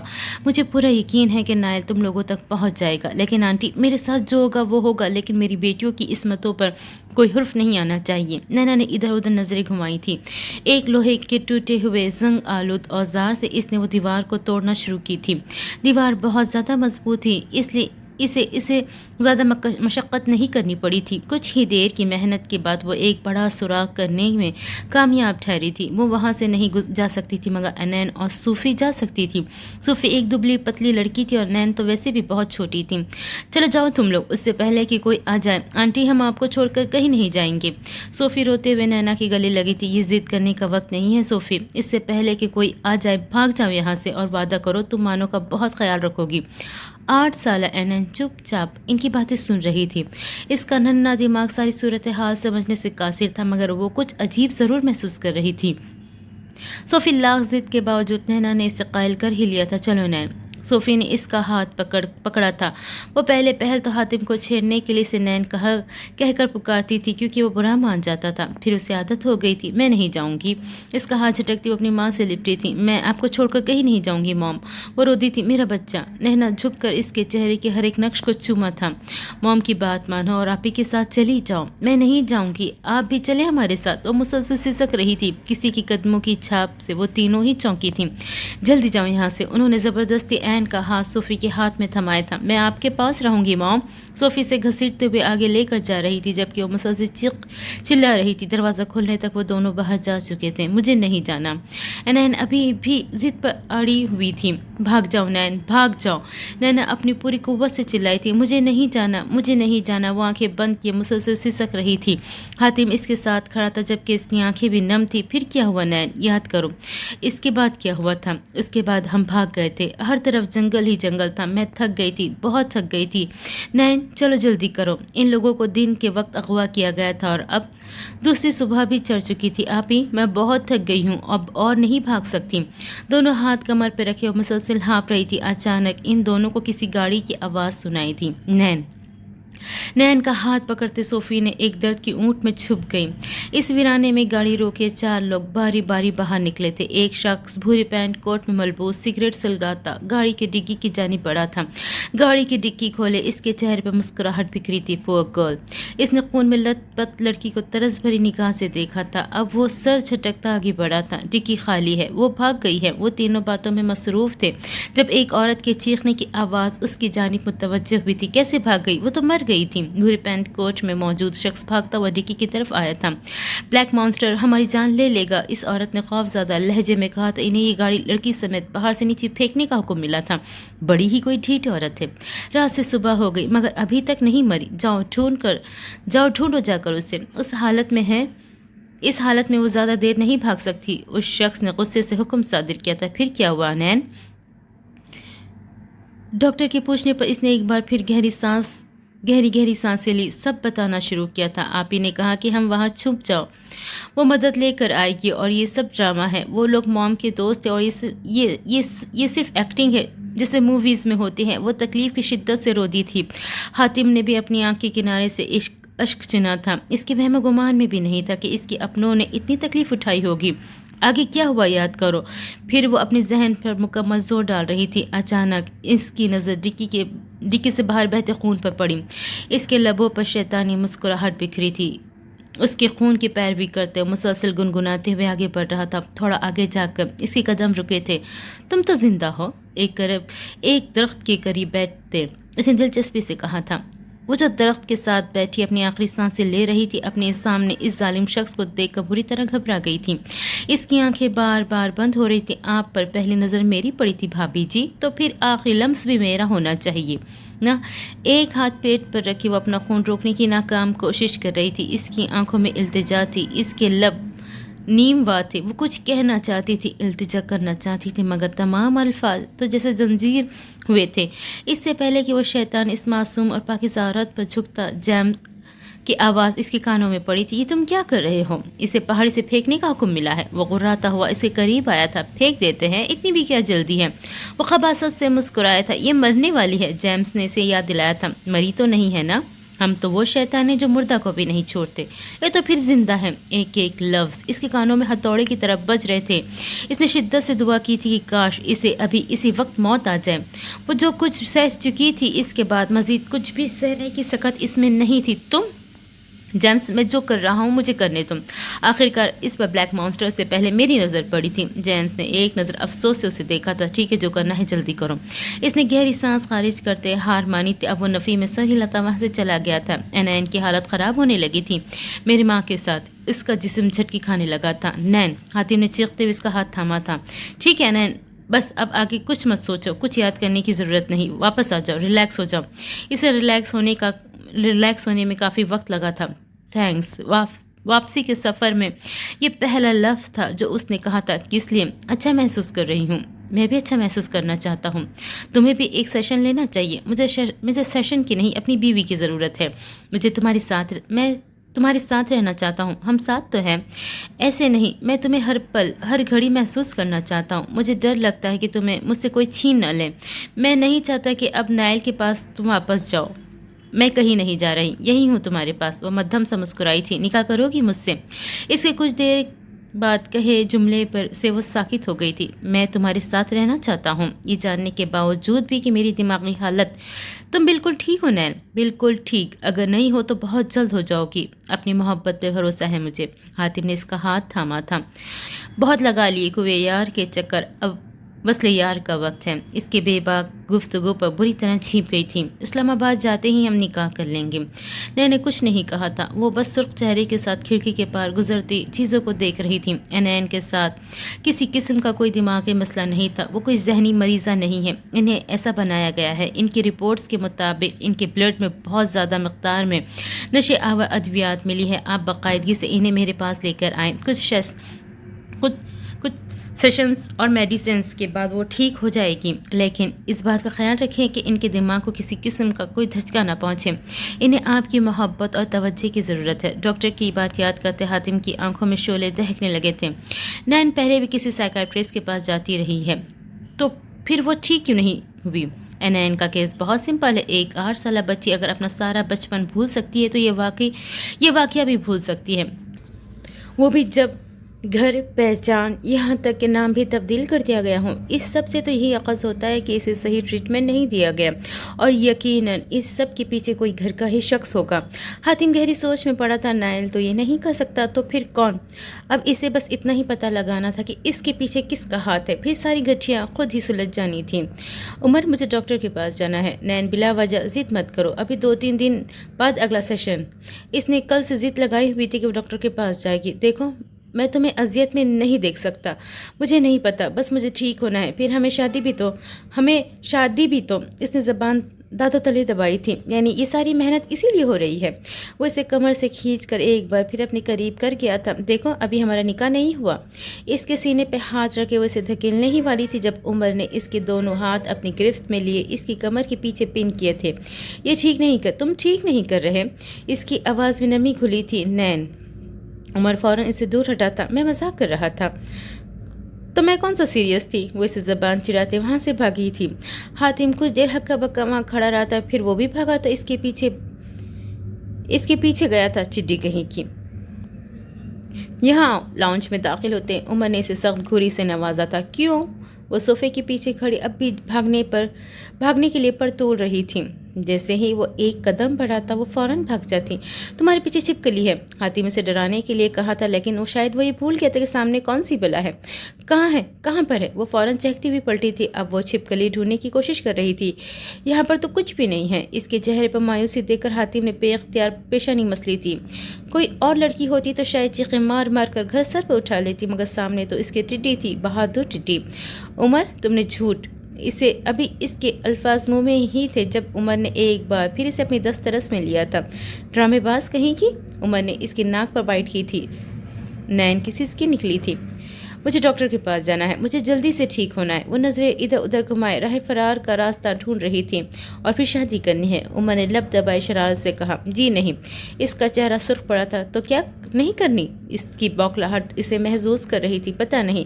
وہ ضد ہوئی تھی. پتہ نہیں ہے تو پتہ کیجیے نین صاحبہ، دن کم رہ گئے ہیں. اس نے بے حد نرمی سے اسے چھوڑ دیا تھا. تو مجھے ڈاکٹر کے پاس نہیں لے کر جاؤ گے؟ گھڑی کی سوئی پھر وہیں آ کر رکی تھی. ایک شرط پر. کیسی شرط؟ تو مجھے ایک کپ کافی بنا کر پلانی ہوگی. نین کے چہرے کا رنگ بالکل زرد پڑا تھا. کافی؟ اس کے چہرے پر خوف کے سائے لہرائے تھے۔ ہاں کافی، تم تو ایسے ڈر رہی ہو جیسے میں نے گن چلانے کا بولا ہوں۔ پھر غلط شخص سے بات کر گیا۔ سامنے کھڑی آفت کے لیے گن چلانا آسان، جبکہ کافی بنانا بے حد مشکل تھا۔ مجھے بنانی نہیں آتی، میں نے کبھی کچن کے کام نہیں کیے۔ اندازہ تھا مجھے، کوئی بات نہیں، ہم مل کر بناتے ہیں۔ عمر اس کا ہاتھ تھامے کچن کی جانب بڑھا تھا۔ نہیں عمر پلیز، اینین کا دل دھک سے رہ گیا تھا۔ آگ کو دیکھ کر اسے ایک بار پھر اٹیک ہونا تھا اور وہ نہیں چاہتی تھی کہ یہ سب عمر کے سامنے ہو۔ میں کچھ نہیں سنوں گا، ہم کافی بنا رہے ہیں بس۔ اس کی لاکھ منتوں کے باوجود وہ اسے کچن میں لے آیا تھا۔ جیسے ہی عمر نے چولہا آن کیا تھا، نین نے سختی سے آنکھیں میچی تھی۔ وہاں سے کب اٹھا؟ عمر کی آواز پر اس نے آنکھیں کھولی تھی۔ وہاں کوئی آگ نہیں تھی، چولہا الیکٹرک تھا۔ نین کی رکی سانس بحال ہوئی تھی۔ نین دو نا؟ ہاں، اس نے مسکرا کر عمر کو کب تھمایا تھا۔ ناشتے کے بعد وہ لوگ ڈاکٹر کے پاس گئے تھے۔ حاتم کے منع کرنے کے باوجود بھی وہ جان بوجھ کر ہپنوٹائز ہوئی تھی۔ وہ کل کی طرح آج بھی سکون حاصل کرنا چاہتی تھی، لیکن آج حاتم نے ڈاکٹر سے اکیلے میں بات کر کے کہا تھا کہ وہ اس سے لندن میں ہوئے واقعے کے بارے میں پوچھے، نہ کہ اس کے بچپن والے سانحے کے۔ اینین ساری آپ بیتی سنا دیتی تھی۔ حاتم جیسے جیسے سنتا رہا، اس کی آنکھوں میں شعلے بھڑکنے لگے تھے۔ اینین وہ عورت کون تھی؟ حاتم نے اس سے پوچھا تھا۔ وہ مسلسل رو اور سسک رہی تھی۔ اینین مجھے بتاؤ، یہ کس نے کیا یہ سب؟ پھپھو ایلیکس، وہ بس اتنا ہی بولی تھی۔ حاتم نے سختی سے لب بھینچے تھے۔ اس کا پورا وجود غصے سے سرخ پڑا تھا۔ آنکھوں میں لپٹے شعلوں نے آج سب کو بھسم کرنا تھا۔ آج ہر چیز کا انتصاب ہونا تھا۔ وہ نین کے ساتھ ہوئے ہر ایک ظلم کا انتقام لینے کا پیما کر چکا تھا۔ نائل اضطراب کی حالت میں لان میں موجود کرسی پہ بیٹھا تھا، جبکہ محسن ساتھ والی کرسی پہ ٹانگ پر ٹانگ جمائے مزے سے باداموں کے ساتھ انصاف کر رہا تھا۔ نہ تو بیوی راضی ہے، نہ ہی بہن۔ مجھے سمجھ نہیں آتا کہ میں آخر کیا کروں۔ بادام کھاؤ، محسن نے اسے مفید مشورے سے نوازا تھا۔ تم میرے گھر بادام کھانے آئے ہو؟ نائل کو اس کا اطمینان زہر لگا تھا۔ ایک آئیڈیا ہے میرے پاس، تھوڑا فلمی ہے مگر بتاؤ۔ تم وانیا کو گھر لانا چاہتے ہو نا، تو ڈیوڈ سے کہو کہ وہ تمہاری بہن واپس دے دے۔ تم جب بھی کرنا بکواس ہی کرنا، میں کہوں گا اور وہ عزت سے اسے یہاں لا کر چھوڑ جائے گا۔ اور تو اور وہ خود اپنے سرتاج کو، میرے سر درد کو چھوڑنے کو تیار نہیں ہے۔ محسن کا کہا چھٹا تھا۔ تم اس سے کہو کہ وہ تمہاری بہن واپس کر دے، بدلے میں اپنی بہن لے جائے، دیکھنا خود چھوڑ کر جائے گا وانیا کو۔ تمہارا دماغ سیٹ ہے؟ نائل کو اس وقت وہ پاگل لگا تھا۔ کہاں سے لے کر آؤں اس کی بہن کو؟ قبر سے؟ وہ اچھا خاصا تپا تھا۔ صرف کہنے سے کیا ہوتا ہے، جب وانیا یہاں آ جائے تو تب کی تب دیکھی جائے گی۔ تمہیں کیا لگتا ہے وہ اتنا بیوقوف ہے؟ نائل کو اس کا آئیڈیا بالکل بھونڈا لگا تھا۔ تمہارے پاس اس سے بہتر آئیڈیا ہے تو تم اس پر عمل کر لو۔ تم یہ کہنا چاہتے ہو کہ میں اس سے کہوں کہ صوفی زندہ ہے؟ صوفی زندہ ہے؟ اپنے پیچھے اسنیہا کی آواز سنتے وہ کرنٹ کھا کر پلٹا تھا۔ مجھے پہلے ہی پتا تھا، آپ ایک نمبر کے دھوکے باز انسان ہیں۔ وہ روتے پیر پٹکتے وہاں سے بھاگ گئی تھی۔ نائل نے خونخوار نگاہوں سے محسن کو گھورا تھا۔ یہ میرا قصور نہیں ہے، محسن نے ہاتھ اٹھائے کہا تھا۔ مجھے کبھی کبھی لگتا ہے تم میرے سب سے بڑے دشمن ہو۔ خود تو بسا لیا ہے اپنا گھر، میرا نہ بسنے دینا۔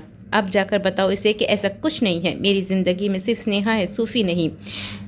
دیکھو یہ تمہارا پرسنل میٹر ہے، مجھے ویسے بھی دیر ہو رہی ہے۔ محسن، نائل نے اسے آواز دی تھی مگر وہ 9 تو 11 ہو گیا تھا۔ اینین کو گھر چھوڑ کر وہ سیدھا ماریا کے پاس گیا تھا۔ وہ اس وقت ایک فلیٹ میں رہ رہی تھی۔ فلیٹ کا دروازہ کھلے غضبناک چال چلتے اندر داخل ہوا تھا۔ ماریا!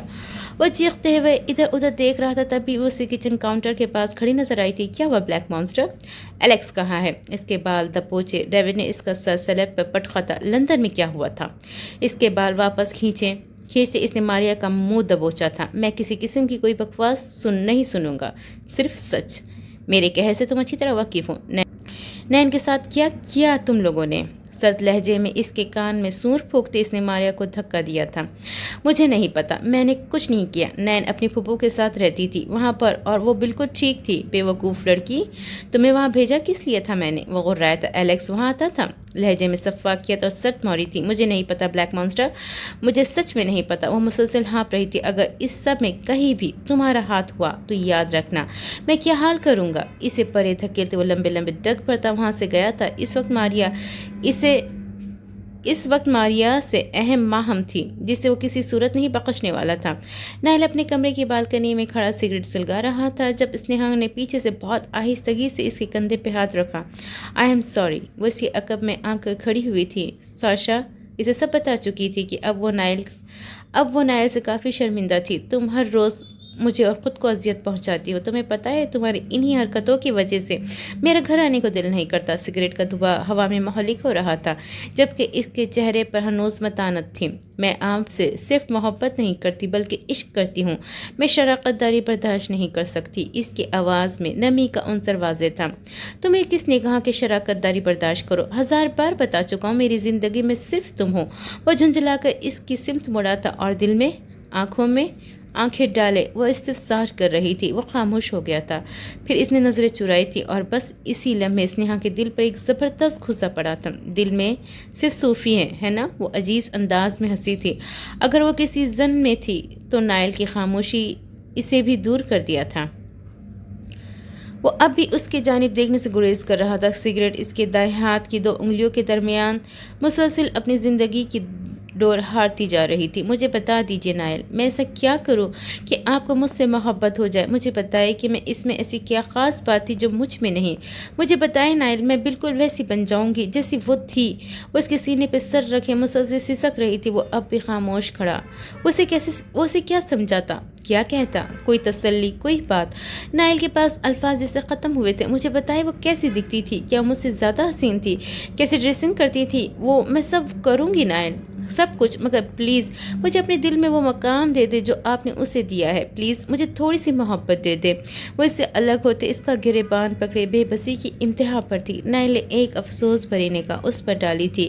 اس کا یہ کمپلیکس اسے دن بدن نحیف اور لاغر کرتا جا رہا تھا۔ تم سچ میں جاننا چاہتی ہو تو سنو، وہ بات مجھے تنگ نہیں کرتی اور نہ ہی اس نے کبھی تمہاری طرح مجھ سے محبت کی بھیک مانگی۔ یہ اس کے کردار کی پاکیزگی تھی، یہ اس کی معصومیت تھی جس نے میرے دل کو فتح کر لیا۔ ہماری کوئی لو میرج نہیں ہوئی تھی اور نہ ہی میں پہلی نظر میں اس کی محبت میں گرفتار ہوا تھا۔ یہ سب آہستہ آہستہ ہوا۔ اس نے صبر کیا تھا جو تم نہیں کر رہی۔ سنیہا، صوفی کی خوبصورتی نے مجھے کبھی متاثر نہیں کیا۔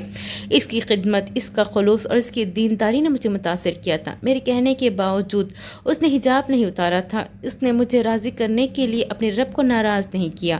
وہ سانس لینے کو رکا تھا، جبکہ سنیہا تو سانس بھی نہیں لے سکی تھی۔ وہ اپنے محبوب کی زبان سے اپنے رقیب کی تعریف سننا ایک عاشق کے لیے کڑا امتحان ہوتا ہے۔ وہ اس امتحان سے گزر رہی تھی۔ میں نے کبھی نہیں کہا کہ تم اس جیسی بن جاؤ اور نہ ہی میں یہ چاہتا ہوں کہ ہر کسی کی اپنی ایک پہچان ہوتی ہے۔ میری ایک بات یاد رکھو سنیہا، ہمارے درمیان جو بھی مسائل ہے اس کی وجہ وہ نہیں بلکہ تم خود ہو۔ تم مجھے ذہنی سکون پہنچانے کے بجائے صرف اذیت دیتی ہو۔ تم میری بیوی ہو، وہ تھی، بس اتنی سی بات ہے، لیکن تم سمجھنا ہی نہیں چاہتی۔ اگر وہ میرے لیے خاص تھی تو تم بھی ہو۔ میرا نہیں خیال کہ ہمیں کسی تیسرے کو درمیان میں لانا چاہیے۔ جو گزر گیا اسے بھول جانا بہتر ہوتا ہے۔ اور ہاں، پلیز صوفی بننے کی کوشش مت کرنا، تم وہ نہیں بن سکتی۔ وہ کہہ کر رکا نہیں تھا۔ اس نے آج ضرورت سے زیادہ وضاحت دی تھی، لیکن شاید یہ ضروری بھی تھا۔ وہ ہر چیز سے تھک چکا تھا، ہر رشتے نے اسے اذیت پہنچائی تھی۔ انسان دشمنوں سے تو جنگ لڑ لیتا ہے، مگر جب بات اپنوں کی آتی ہے تو وہ ہمیشہ ہی شکست کھا جاتا ہے۔ وہ گمسم سی آنکھوں میں حیرت اور بے یقینی لیے نہ جانے کتنی دیر وہاں کھڑی رہی۔ وہ جو کچھ بھی کہہ کر گیا تھا، اس سے سنیہا کو بہت تکلیف پہنچی تھی۔ اس کی گفتگو میں صرف صوفی تھی، درد تھا، ملال تھا، مگر سنیہا کہیں نہیں تھی۔ وہ یہی اخذ کر سکی تھی۔